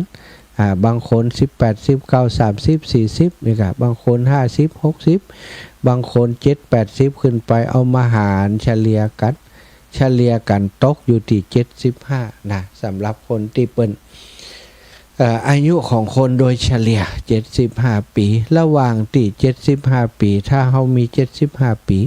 ถ้าไผเกษียณวันนี้ก็อยู่ได้แหม15 ปี15 ปีที่จะอยู่ใต้ต่อไปนี้อยู่แบบคนว่างๆ อยู่แบบคนที่บ่ต้องมารับผิดชอบการงานอย่างตีนัก บ่ต้องมีความรับผิดชอบต่อการงานอย่างนักก็คืออยู่ในวัยที่พักผ่อนสบายส่วนใหญ่ก็ไม่ได้พักผ่อนสบายบางคนนี่เกษียณออกมาแล้วนักกว่าเก่ามาทำเกษตรมาทำการขายมาลงทุนทุ่มใส่นู่นใส่นี่หวังว่าจะเอาเงินที่ได้จากการประกอบอาชีพหลังเกษียณนั้นมาใช้จ่ายอย่างสบายมือแต่บางคนก็สถาบันประสบความสำเร็จตอนที่กึดไว้เนาะอย่างเจ้าหน้าที่ส่งเสริมการเกษตรก็ดีสอนการทำเกษตรสอนการผลิตโน่นนั่นนี่นะตอนสอนเปิ้นจัดเก่งตอนมาทำคนเดียวเนี่ยปัญหามันอย่างที่สอนเพื่อนสถาปัญหาที่ในการที่จะประสบความสำเร็จนี่มันบ่เหมือนที่เฮาได้ได้จ่าได้คิดไว้หลายคนมาพอเกษียณออกมาเริ่มทำประกอบธุรกิจนะบางคนก็ยังว่านะสนใจเรื่องเศรษฐกิจพอเพียงแต่ช่วงที่เป็นข้าราชการอยู่นั้นบ่มีเวลาจะเนี่ยมีแต่ติดินว่างๆเปล่าๆอยู่พอเกษียณมาแล้วก็เอาสตางค์ที่ได้จากเกษียณนั้นมาลงทุนทำการเกษตรต้นนั่นนี่เกษตรพอเพียงหวังว่าจะเอารายได้นั้นมาจุนเจือครอบครัวมาเพิ่มเป็นรายรับของครอบครัวเอาไปเอามาโดยประสบการณ์ที่บ่เคยทำอย่างก็จ้างเพิ่นบ่ละ บกแปลงพักบ่ได้ก็จ้างเพิ่นปลูกพักก็จ้างเพิ่นขายก็บ่จ้างจำเป็นต้องอย่างใดเพิ่นมาซื้อตะฮือก็ขายตามนั้นบ่ได้กำไรสตางค์ที่เอาลงไปบ่ออกดอกออกผลเงินใหม่ถ้าจะเอามาลงทุนแถมก็ต้องไปกู้ไปยืมบางคนเอาติไปเข้าธนาคารไปกู้เป็นหน้าเป็นหนี้เป็นสินยามเท่าแถมอันนี้ก็เป็นปัญหาส่วนหนึ่งของคนที่เกษียณอายุเนาะบางคนก็มีจิตเจตนาที่ดีนั่นแหละอยากจะสร้างอาชีพหลังเกษียณกึดไว้เมินนานแต่ว่าการเริ่มต้นนั้นบางครั้งบางทีเนาะหลักการวิธีการที่จะดำเนินการนี่มันข้ามขั้นตอนไปเฮาบ่ได้ฝึกฝนเพื่อจะให้มันก่อยๆเติบโตไปหลายคนลงทุนปุ๊บก็จะให้มันได้ในเดือน2เดือนนี้แต่ว่าในการทำงานจริงๆมันบ่เป็นอย่างนั้นคนที่เปิ่นประสบความสำเร็จในการเกษตรในการทำอาชีพต่างๆนั้นกว่าจะประสบความสำเร็จบางคนใจตลอดชีวิตที่ผ่านมาทำงานในด้านนี้คร่ำวอดกับงานในด้านนี้แต่คนที่บ่เคยทำเนี่ยอย่างคนที่เปิ่นทำงานสบายเป็นข้าราชการอยู่จะมาปลูกผักเลี้ยงไก่เลี้ยงหมูเลี้ยงปลานี่ก็ไม่ใช่เรื่องง่ายเนาะที่นักกว่านั้นก็คือบางคนเกษียณราชการมาแล้วได้เงินมาก้อนใหญ่เลยคนที่18มงกุฎมันหู้เนาะญาติพี่น้องเฮาก็ดีอย่างก็ดีอาจจะเป็นสายให้มันแต่ว่า18มงกุฎเนี่ยบางคนบ่ต้องมีสายหรอกสถาพวกนี้มันมีข้อมูลเนาะข้อมูลต่างๆข้อมูลแบบเดียวนี้อยากของไผก็มันบ่เป็นความลับไปเห็นแล้วสมมุติว่าคนนี้เปิ้นเกษียณมาดูท่าทางเปิ้นมีเงินมีทองเยอะนะแล้วก็เป็นคนที่มักจะเจอคนง่ายนะหมู่นักต้มตุนมันก็ไปแล้วจนลงทุนนั่นนี่ได้กำไรอย่างนั้นอย่างนี้เอาอย่างมาอวดเชิญชวนไปร่วมลงทุนตัวทำกันเป็นกระบวนการคนนี้มาคนนั้นอันหันคนนั้นมาหาเรื่องอย่างก็เรื่องนี้ข้าเจ้าก็ทำเหมือนกันรายได้ดีแต่มันหากลุ่มหาพรรคพวกมาแต่ละคน18มงกุฎมาทำเป็นขบวนการมันมีหลายคนหลอกลวงเอาสตังค์ของผู้สูงอายุเอาไปหลอกลวงก็เอาไปเลยนำได้เอาไปลงทุนหรอกมันว่าเอาไปลงทุนทำนู่นทำนี่จะได้ดอกได้ผลอย่างต่อเดือนได้เป็นหลักแสนหลักล้านเนี่ยบางคนเอาลงทุนทีเดียว5-6 แสน5-6 ล้านสุดท้ายหายเข้ากิบเมฆไปเลยโดยหาไหนก็ไม่ได้นี่ตอมอกตอมใจอายุเกษียณแล้วแทนที่จะได้อยู่สบาย พอเงินบ่มีแล้วบอกให้ลูกให้หลานบอกคนนี่เขาก็เดือดร้อนฮือโดนด่าโดนว่าเอาไปเอามาอยู่บ่ได้ตัดช่องน้อยแต่พอตัวไปเป็นตาดีอินดูบางคนเกษียณมาแล้วแทนที่จะใช้ชีวิตให้มีความสุขกลับมาเจอปัญหาต่างๆมากมายอันนี้ก็เป็นสิ่งที่น่าเป็นห่วงเหมือนกันเนาะสำหรับคนที่ไว้เกษียณอีปอยอีแม่ทั้งหลาย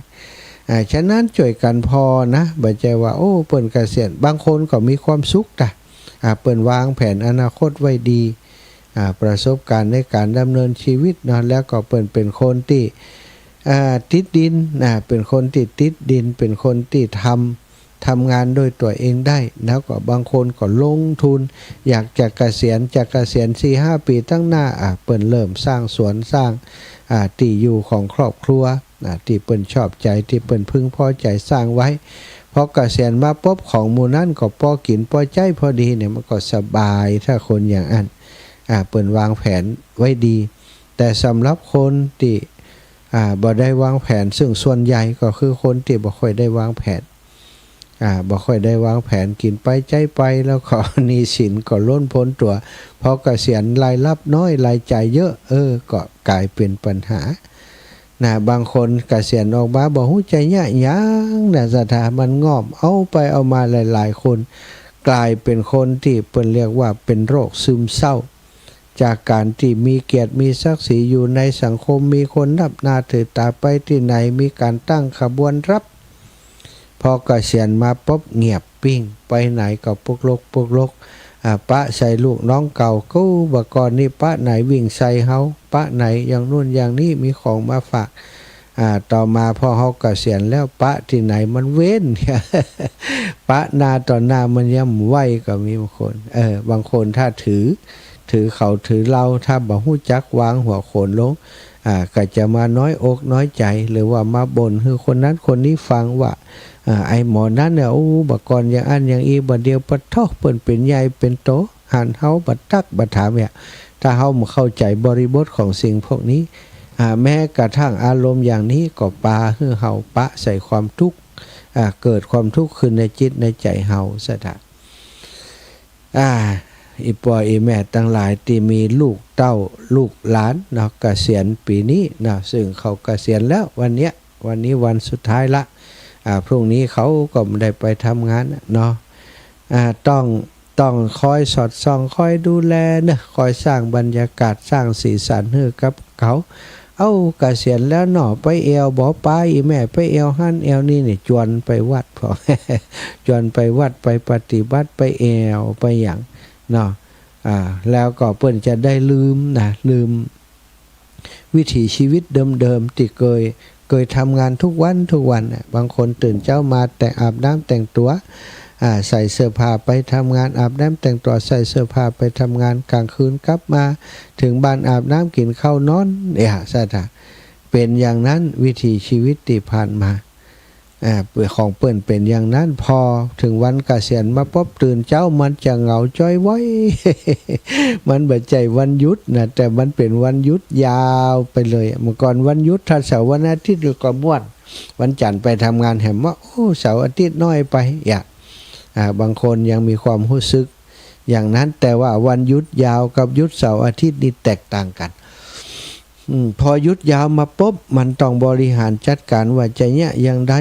นี่ชีวิตหยุดยาวจากนี้ไปจะเที่ยวกี่เปอร์เซ็นต์จะทำการทำงานไอ้อย่างพ่องทำการทำงานไอ้อย่างได้พ่องจะอยู่กับสังคมเปิดได้อย่างใดถ้าอยู่ในหมู่บ้านในชุมชนเปิดมีกลุ่มชมรมผู้สูงอายุก้าไอ้อย่างก้าต่างๆกลุ่มจักสารกลุ่มโน่นกลุ่มนี้นะกลุ่มแม่บ้านแม่เรือนเนี่ยเขาเป็นข้าราชการออกมาแล้วจะอยู่กับพี่น้องเจ้าบ้านได้ก็บางคนอยู่โดยชุมชนบ่ได้ก็กลายเป็นแกะดำในสังคมในชุมชนไปเหี้ยบ่เข้าไผบ่ออกไผเปิ่นประชุมปรึกษาหารือกันวัดว่าอารามบ่เอาใจใส่กำแล้วถือตัวว่าตัวเองนี้เป็นข้าราชการมาก่อนเป็นผู้รักผู้ใหญ่เรื่องไอ้ยังจะไปประชุมกับเขาบ่มีเกียรติส่วนใหญ่ก็กลายเป็นปัญหาเนาะในสังคมแต่จริงๆแล้วถ้าเฮาเกษียณแล้วนี่ มันก็จะต้องเป็นคนเกษียณก็คือเป็นคนทั่วไปเกษียณจากราชการแล้วก็เป็นสามัญชนเป็นเจ้าบ้านทั่วไปเปิ่นยะอย่างเขาก็ยะนั้นยะใดเขาก็ยะนั้นก็มีหลายคนที่เปิ่นเกษียณออกมาเป็นข้าราชการครูบาอาจารย์นี่เกษียณออกมาเล่นการเมืองไปเล่นการเมืองเป็นนายกเป็นสทก็มีบางคนเกษียณออกมาแล้วช่วยงานการในหมู่บ้านในชุมชนหาเปิ่นหันหน่วยการเป็นความรู้ความสามารถตั้งเป็นประธานผู้สูงอายุก็มีเนี่ยสถานเนาะหลายตีหลายแห่งตีไปหันมาตีนี่มาถ้าเปิ่นมีกิจกรรมทำอย่างอันก็เกิดประโยชน์เพราะปัญญาหรือว่ามันสมองคนที่เป็นข้าราชการเคยทำงานในระบบมาก่อนจะเข้าใจเรื่องระบบการทำงานขององค์กรต่างๆได้ดีถ้าอย่างอีก็รอดตัวไปแต่ว่าถ้ามใจอย่างอีก็หมายความว่าง่อมก็งอกไปไหนจวนไปไหนก่อมไปใครไปไหนใครอยู่กับบ้านอย่างเดียวบ่ปากประจาห่อไผ่อย่างอีนี่ผิดปกติเราต้องสังเกตก็ต้องฮือกำลังใจป้าไปโน่นไปนี่นามบ่ไปวันนี้ก็ต้องไปวันอื่นมีโอกาสปาเขาไปแสวงบุญเขาจนไปที่ไหนก็ไปโดยเขาเอาอกเอาใจเขาในโดยเฉพาะช่วงคาบเกี่ยวในช่วงเนี้ยเนาะช่วงที่เปิ่นเกษียณใหม่ๆนี่ หลายคนก็ยังบรรยากาศการเกษียณก็ยังรอบตัวอยู่เกษียณหน่วยงานเลี้ยงเรียบร้อยแล้วนะอาจจะมาครอบครัวเลี้ยงกันแหมนะหรือว่าบางคนก็หน่วยงานบัตรเลี้ยงในช่วงก่อนก็เลี้ยงตั้งแต่เดือนหน้านี้ก็น่าจะมีอยู่เนาะเลี้ยงสันๆกับผู้เกษียณการดำเนินชีวิตของคนเฮาถ้าจะถามว่าคืออะไรยังก็มีคำพูดมาแต่เก่าแต่ก่อนว่าชีวิตเนี่ยคือการต่อสู้ก็หมายความว่าการที่เฮาดำรงชีวิตอยู่นี้เฮาก็จะต้องประสบปัญหาประสบกับสิ่งบีบคั้นต่างๆเฮาจะต้องต่อสู้ดิ้นรนซึ่งพูดสั้นๆอู้กันสั้นๆเป็นภาษาวิชาการก็คือการแก้ปัญหาแต่ที่พูดว่าชีวิตคือการต่อสู้ก็เท่ากับพูดว่าชีวิตคือการแก้ปัญหาต่อสู้กับหยังก็ต่อสู้กับปัญหาเนาะการที่เราได้ทำการทำงานเป็นเจ้าหน้าที่โน่นนั่นนี่ครูบาอาจารย์ทหารตำรวจก็เพื่อจะไปแก้ปัญหาให้กับสังคมแก้ปัญหาให้กับโลกตำรวจแก้ปัญหาเรื่องของความสงบสุขในสังคมการหายาเสพติดการปัญหาการทะเลาะเบาะแว้งการฉ้อโกงอะไรอย่างต่างๆเนี่ยเป็นหน้าที่ตำรวจที่จะต้องเข้าไปดูแลให้ความยุติธรรมกับสิ่งต่างๆไปแก้ปัญหาสิ่งเหล่านี้นะเป็นครูบาอาจารย์ไปแก้ปัญหาอะไรอย่างแก้ปัญหาคนบ่ฮู้คนบ่ฮู้หนังสือก็ต้องสอนให้ฮู้หนังสือฮู้วิชาการต่างๆไปแก้ปัญหาให้กับหน่วยงานให้กับองค์กรก็ใช้การต่อสู้ใช้การอดทนต่างๆมากมายคนที่แก้ปัญหาเก่งแก้ปัญหาเป็นคนนั้นก็จะดำเนินชีวิตได้ดีจะได้เป็นผู้นำองค์กรเป็นหัวหน้างานเป็นผู้บัญชาการระดับสูงขึ้นไปถ้าแก้ปัญหาเก่งก็เพิ่มประสิทธิภาพการทำงานของตัวเก่าให้สูงขึ้นไปแหมสถานแต่ว่าอย่างใดก็ตามสุดท้ายวันหนึ่งเมื่อร่างกายเขาแก่ชราลงมันเสื่อมไปก็ต้องหาคนใหม่ติเก่งกว่าดีกว่าหรือว่าเสมอกันมาทำหน้าที่ต่อบ่ต้องห่วงว่าจะบ่มีไฟเก่งไฟมาทำหน้าที่แทนเฮาได้เมื่อเฮาบ่อยู่แล้วคนอื่นก็ต้องมาแทนมันมีคนแทนอยู่หลายๆคนสำคัญตัวว่าโอ้ถ้าขาดเฮาและขาดฉันแล้วเธอจะรู้สึก บางทีขาดฉันแล้วเธอจะสบายเกิดขึ้นก็มีบางคนอยู่ในหน่วยงานองค์กรบัดทำหยังแต่ชิงดีชิงเด่นเป็นหัวหน้าเป็นผู้นำองค์กรแต่บ่เอาธรรมะมาใช้ในการเป็นผู้นำองค์กร ก็ทำงานโดยทุจริตฉ้อฉลต่างๆองค์กรไผจะว่าฮื้อก็มได้เพราะว่าเงินเขานักกว่าหมู่เขานักกว่าแต่พอเกษียณไปแล้วสิ่งเหล่านั้นก็หายไปองค์กรใดที่มีผู้นำบดีที่ผ่านมามืดดำไปเมื่อเขาเกษียณไปแล้วก็เต็มที่เนาะ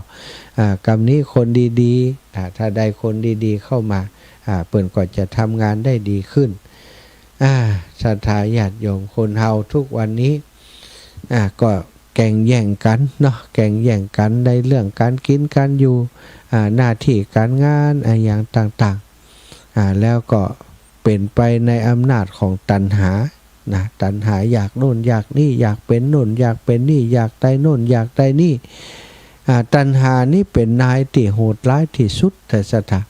ไผ่ตกเป็นทาสของตัณหาแล้วตัณหาจะขี่จะข่มเฮาฮื้อได้รับความอับอายหรือได้รับความทุกข์ยากไปบ่มีจบบ่มีสิ้นเปิ่นถึงว่าอย่าเป็นขี้ข้าของความอยากอย่าเป็นขี้ข้าของตัณหาอย่าเป็นลาโง่ที่กิเลสมาขี่คอขี่หัวเฮาทุกวันเป็นทาสของตัณหาถ้าไผเป็นทาสของตัณหาเป็นทาสของกิเลสทาสของความอยากชีวิตก็จะเหมือนกับอยู่ในกองไฟอยู่ตลอดเวลาเพราะตัณหาความอยากต่างๆนั้นมันบ่ฮื้อเฮาอยู่แบบสงบสุขถ้าอยากก็ต้องแสวงหามาสนองความอยากบางทีสิ่งที่เฮาต้องการนั้นมันมีน้อยต้องแย่งชิงกับคนอื่นบางครั้งก็จำเป็นต้องแย่งชิงเอามาฮื้อใดเอามาครอบครองฮื้อใดโดยเล่บ่ได้โดยเล่ก็เอาโดยกลบ่ได้โดยมนต์ก็เอาโดยคาถาเอาทุกอย่างเพื่อจะฮื้อใดสิ่งนั้นสิ่งนี้มาอยู่ในครอบครองของตัวเองโดยอำนาจของตัณหาศรัทธาจะได้ยินเสมอว่าแมงเม่าบินเข้ากองไฟก็เพราะว่าคิดว่าไฟเนี่ยมันสว่างมันงดงามมันสวยงามหุ่ม บินเข้าไปหากองไฟบินไปหากองไฟไฟมันจะเว้นกันเนาะเข้าไปหาปุ๊บวุบมีแล้วแมงเม่าปีกหายไปแล้วบินบ่ได้แล้วหล่นตบลงไปในกองไฟไฟก็เอาไปเป็นเชื้อไฟเหี่ยไหม้เหี่ยสถาอันนี้หันอยู่เสมอนะแมงเม่าบินเข้ากองไฟสถาท่านเจ้าตั้งหลายก็คงเคยหันเนาะแมงเม่าบินเข้ากองไฟเฮาตัวเฮาตั้นเจ้าตั้งหลายก็เหมือนกันอยู่ในโลกนี้บางวันเฮาก็เหมือนกับแมงเม่าที่บินเข้ากองไฟเพราะอำนาจของกิเลสตัณหาต่างๆหารู้ไหมว่าไฟนั้นมันร้อนสามารถทำให้เฮาตายได้คนโง่เวลาหันอายังก็ฮู้เฉพาะว่ามันสวยงามเหมือนกับแมงเม่าเนาะสถาที่มันฮู้ว่าไฟสวยงามแต่ว่าบ่ฮู้ถึงโทษถึงอันตรายนั้นว่ามันจะมีอันตรายถึงชีวิตอย่างไรความอยากกามตัณหาทั้งหลายที่มีถึงคุณและถึงโทษสถามีทั้งคุณและโทษเหมือนคนที่เลียกินน้ำผึ้งติดอยู่ปลายใบมีดโกนปลายมีดโกนนั้นน้ำผึ้งติดอยู่เลียกินสถาเลียกินเฮาเลียน้ำผึ้งกินน้ำผึ้งมีดโกนก็บาดมีดโกนก็บาดเฮาคนชั่วมักจะฮู้สึกฮู้จักแต่ว่ามีน้ำหวานอยู่ใบปลายใบมีดแต่บ่ฮู้จักว่าใบมีดนั้นจะบาดปากบางคนก็เลียแล้วเลียกินน้ำผึ้งล้ำอร่อยแต่ว่าลิ้นเป็นแผลลิ้นโดนมีดโกนนั้นบาดก็ยอมให้มีดโกนนั้นบาดเพราะอยากกินน้ำหวานหรือว่าน้ำผึ้งที่ปลายมีดนั่นเองมนุษย์คนเฮาก็เป็นกันอย่างนี้เป็นส่วนใหญ่ซะท่าก็คือถูกเหยื่อล่อของกิเลสตั้งหลายชักนำให้ไปหลงไปอยู่ในกามกิเลสต่างๆกามกิเลสต่างๆในรูปเสียงกลิ่นรสโผฏฐัพพะธรรมารมณ์ตกเป็นธาตุของกิเลสตัณหาความสวยงามต่างๆเนาะบัณฑิตผู้รู้แจ้งทั้งหลายรู้แจ้งถึงคุณและโทษ ของสิ่งเหล่านี้ท่านจะอยู่ในโลกอย่างผู้อาศัยบัดติดข้องโดยความกระหายอยากบัดตกเป็นทาสของตัณหาบัดเป็นขี้ข้าของความอยากท่านอาจารย์พุทธทาสว่าอยู่ในโลกนี้เหมือนลิ้นงูที่อยู่ในปากงูนะปากงูที่เป็นงูพิษจะทะถ้ามันเผลอนะถ้ามันเผลอไปถ้ามันเผลอไปถ้าลิ้นของเฮาเนี่ยมันไปเผลอถูกเขี้ยวของงูนั้นนะกัดลงไปนี่ก็จะเสียชีวิตเหมือนกันชีวิตของเฮาที่อยู่ในโลกนะถ้าวางตัวบดีนะไปอยู่ในอำนาจของกิเลสตัณหาก็เหมือนกับลิ้นงูที่อยู่ในปากงูแล้วถูกพิษงูกัดลิ้นของตัวเก่านั่นเองสัตว์เนาะอย่าได้ตกเป็นทาสของตัณหาอย่าได้ตกเป็นทาสของความอยากวันนี้อูจากันถึงของคนที่เปิ่นเกษียณอายุราชการไปแล้วเนาะก็ขอให้ท่านเจ้าทั้งหลายที่เกษียณถ้าฟังรายการนี้อยู่ตั้งตัวให้ชอบตั้งตนให้ชอบนะเฮาได้เริ่มเดินทางเข้าสู่อิสรภาพเสรีภาพเต็มที่แล้วนะแต่อย่าลืมว่าอิสรภาพที่เฮาอยู่ได้มาช่วงบรรปลายชีวิตสุขภาพร่างกายเฮาจะเอาไปใจหักโหมเข้าครับเข้าบาไปตามกิเลสตัณหาต่างๆนั้น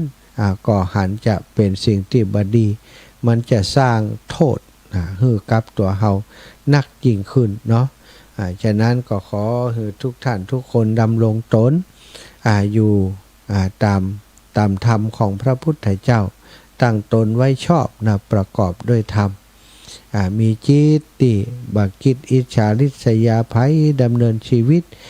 อยู่แบบสันโดษแบบอยู่แบบพอเพียงเฮาก็อยู่ได้อย่างสบายเอาละศรัทธาได้พอเวลาพอนาฬิกาแล้วก็สมควรที่จะปั่นเวลาให้ศรัทธาญาติโยมได้โทรเข้ามาเนอะสัก10 กว่านาที0808441730 โทรมากันได้เลยอุจาสนทนาแจ้งผลการรับฟังแสดงความคิดแสดงความเห็นกันได้เนาะ0808844173พี่น้องเมืองฝางได้ข่าวว่าเครื่องส่งเครื่องส่งสัญญาณออกอากาศของเปิ้นแมงจะกิ้มเข้าไปอยู่ทางในไฟช็อตว่างั้นเกิดความเสียหายทำให้บัสามารถออกอากาศได้นะพี่น้องเมืองฝางบันได้ลู่โทรและเนอวันนี้ แม่มาลิวันพิเคราะห์งานเมืองฝางบันได้ฟังแล้วแต่ว่าตั้งแม่อายตั้งใช้ประการให้จะฟังได้อยู่เนาะหรือว่าตั้งใช้ประการนี้คนที่อยู่เมืองฝางฟังของใช้ประการก็ได้อยู่ถ้าได้ก็โทรมาบอกจิมเด้อเจริญปอนพี่น้องสันทรายโยมแม่นิเวศยามาสักเจ้ารอบ2เนาะเจ้าได้เจ้าฟังอยู่เนอะเจ้าฟังอยู่สันทรายฝนกระตกอยู่เนอะตกอยู่ล่ะเจ้าต่างเพศเจ้าโอ้สาธุขอบคุณแม่เนอะเจ้าสาธุเจ้าต่างเชียงใหม่สันทรายชัดเจนดีต่างแม่เมาะโลชัดเจนก็ชัดฟังอยู่ไหนอยู่บ้านท่าสีแม่เมาะฟังอยู่บ้านท่าสีแม่เมาะเจ้าอาจารย์ฮู้กะแต่คนที่ฟังเปิ้นฮู้มันก็สิงวนน่ะแต่เจ้าสาธุเน้อแม่เจ้าโตโยมแม่มาลิวันพิเคราะห์งานอีแม่ฟังจากไหนแม่ฟังจากชัยประการเจ้าชัยประการจัดไก่เนาะชัดเจนดีเจ้าดีกะฟังจากชัยประการวันนั้นอีแม่กลับถึงกี่โมง7:00 ป่ายเจ้าไปแอวไหนแฮมไปแอว2 วัดไปแอววัดทอนตู้เจ้า ตอนเต้าสุชาดาแล้วก็ไปแอวหลวงพ่อเกษมเจ้า โอ้แล้วก็เอากลับเลยล่ะ รับไปเลยบ่แว่นะแล้วเจ้า ดูไปถึง2 ทุ่มออกกี่โมงบ่ายโมง2 โมง 2เจ้า โอ้2 โมงขอบคุณนี่แม่ครับคณะเจมเนอะได้อู้ไผนักเขาคนหลายเนาะแม่เนาะ เป็นหยังเจ้า ค ให้ น ไปด้วยใจเจ้า ดีใจขนาดดีใจขนาด เจ้า เข้าไปปุ่นจะไปหาแม่เด้อเหมือนเดิม เจ้าเจ้า สาธุเจ้าแม่ มันนี่แม่ใส่ซองไปเหอะตู้ลุงยองกับมันเน้นรักบ่ไปเนาะ ไปแม่ แม่ด้วยเอาได้ซองแม่2 ซองวันนี้แม่เอาไปทำบุญแม่เอาทำไว้ไปหน้าเนี่ยเงินแปะนะคำมีคำแบบ เจ้า เอาเห็ดพึ่ง เจ้าแม่ ทำบุญไว้ไปหน้าเจ้า เจ้าสาธุแม่เนอะขอบคุณแม่นักเจ้า เจ้าไว้สาเจ้า ขอบคุณแม่มะลิวันพิเคราะห์งานไก่ที่สุดในครั้งนี้มาจากแม่อายเจริญปอนแม่อินทนินศรีติบ้านแม่สุนนา ไหว้สาเนี่ยเจ้า ฟังจากใช้ประการเนาะ เจ้าฟังชัยประการเจ้า นอนฟังเนี่ยกับเปิดอยู่ไว้ข้างบนหัวเนี่ย สวดมนต์แล้วจับอันท่านมาพอดีอ่ะสวดมนต์ไหว้พระแล้ว อันนี้จะถามมีเรื่องถามท่านหน่อย เจ้าแม่ เวลาที่ถ้าเราสวดมนต์อันนี้จะสวดของอันอาจารย์เอี่ยมเล่นหนังสือเล่มเหลืองนะ เจ้า อันที่ตอนที่เขาสวดอันเนี้ยเขาจะจำเป็นต้องขึ้นอันนั้นก่อนแล้วเราก็ไม่มีช่วงห้าเพราะสวดอยู่บ้านคนเดียวเนี่ย สวดห้อมต้องขึ้นก็ได้แม่ขึ้นนั้นเลยขึ้นบทมันเลย อันนั้นถ้ากรณีอยู่ด้วยหลายคนเป็นต้องการความพร้อมเนาะ โอ้เจ้าอันนี้ก็เล่นสวดอยู่ทุกวันเจ้าแล้วอันนี้อย่างนะที่ถ้าสมมุติว่าถ้าแม่ตั้งใจว่าจะสวดธรรมจักรให้มันจนสุดภาษาเนี่ยเนาะแล้วก็พอดีจับสมวันมันเป็นเมาหัวเตก็2 วัน 3 วันได้สวดแล้วก็จะมาสวดซ้ายคืนนี่มาเป็นหยังเนาะเป็นหยังแม่ตั้งจิตไว้เนาะเจ้าสวดเจ้าสาธุเจ้าสาธุบุญรักษาโยมแม่โอ้ยแม่นี่เก่งสวดเก่งตาอ้าวโยมแม่หลานน้อยรับแล้วกะเจ้าไว้สาเจ้า อีหมาน้อยรับแล้วไว้สาเจ้าเนี่ยมันเดี๋ยวมันลูกวันนี้โอ้ลูกมานี่เอาตายแล้วโอ้เมาขี้หมูขี้ตาน่ะสวัสดีเจ้าหมาน้อยกึดเตอหาหมาน้อยเด้อเจ้าจะไปสวัสดีครับครับสวัสดีครับเดี๋ยวถ้าไปเมืองน่านจะไปหาลูกเนอะครับวันนี้ฟัง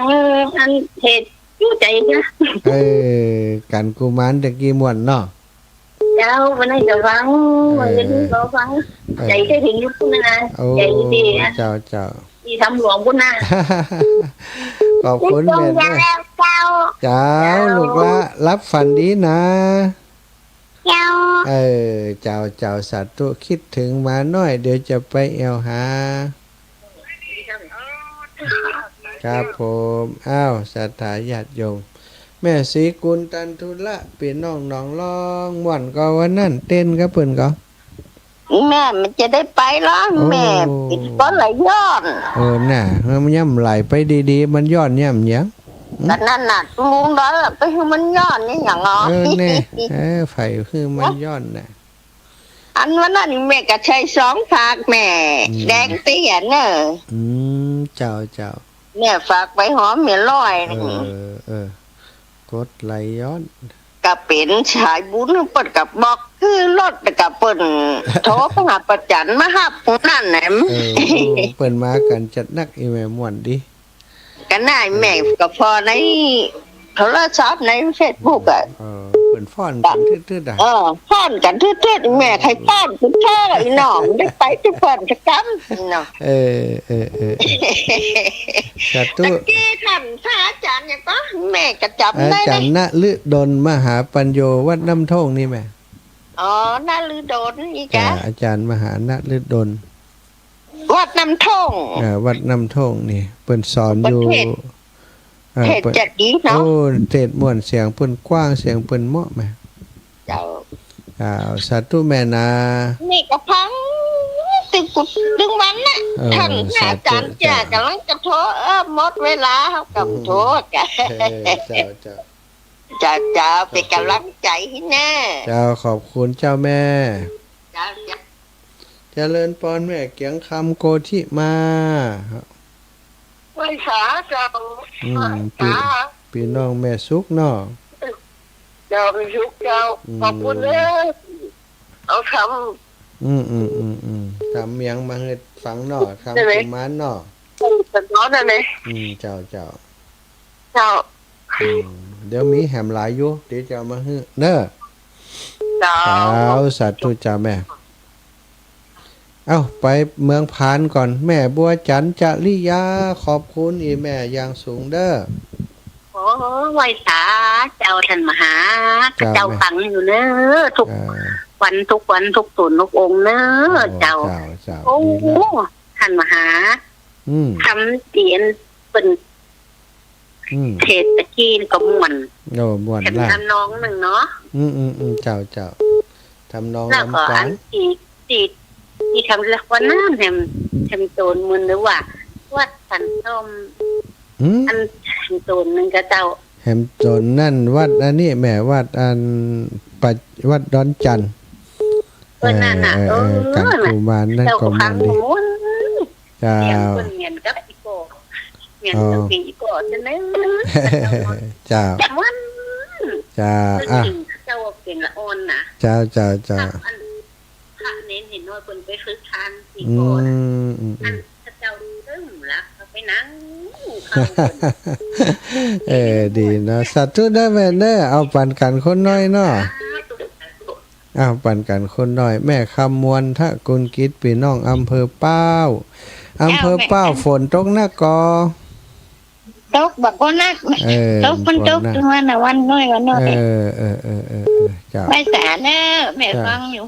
โอ้เจ้า วัน อี นั้น แม่ แม่เมื่อหลานโอนตังไปเนอะ เจ้าอีแม่หันแล้วเข้ามาละเจ้า เจ้า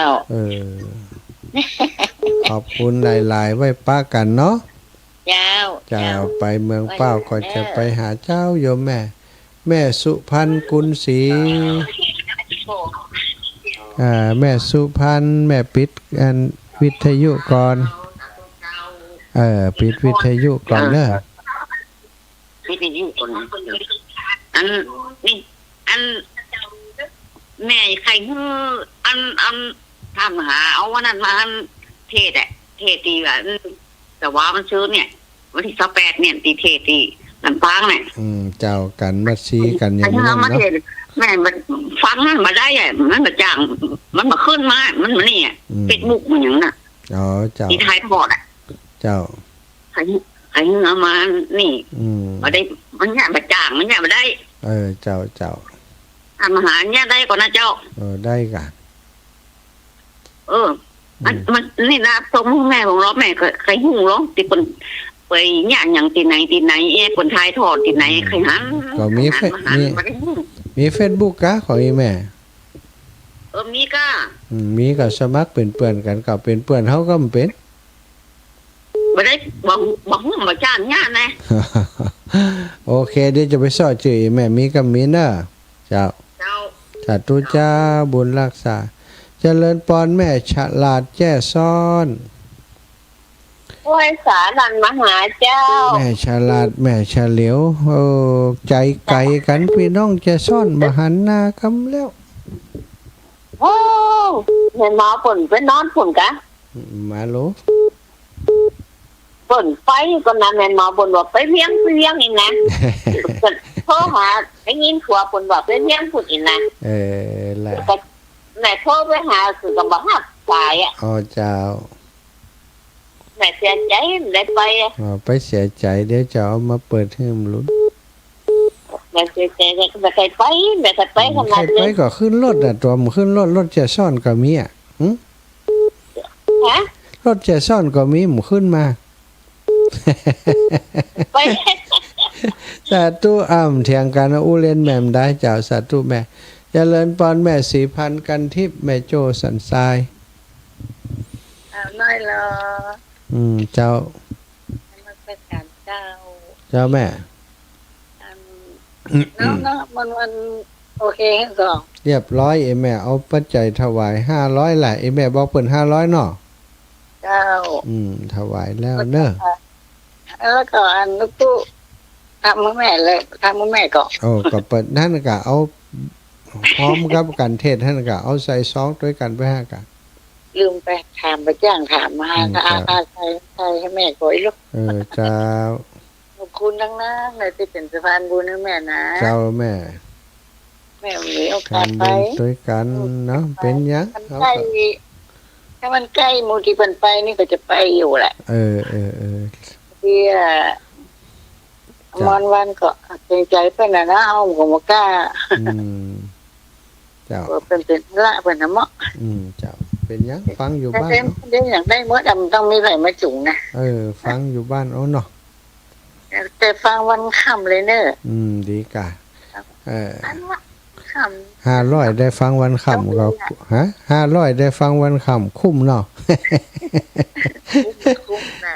เอ้าสาธุแม่นะบุญรักษาเด้อ ทำหลวงหมดเลยกะ ฮะ เอา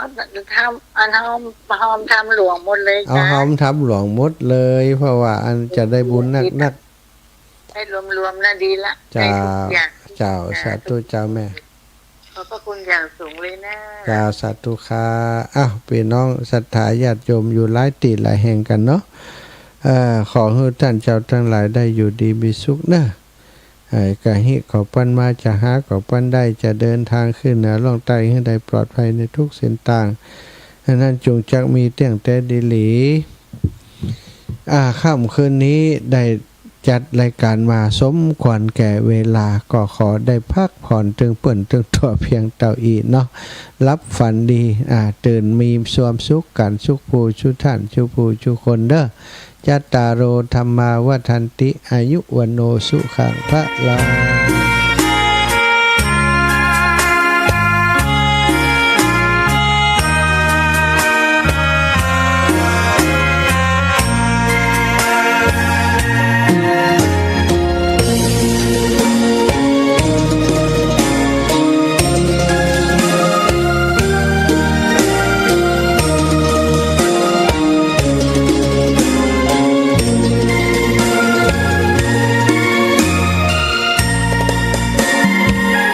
ดอกบัวดอกหนึ่ง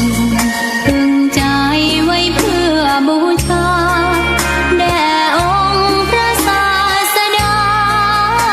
สัมมาสัมพุทธเจ้า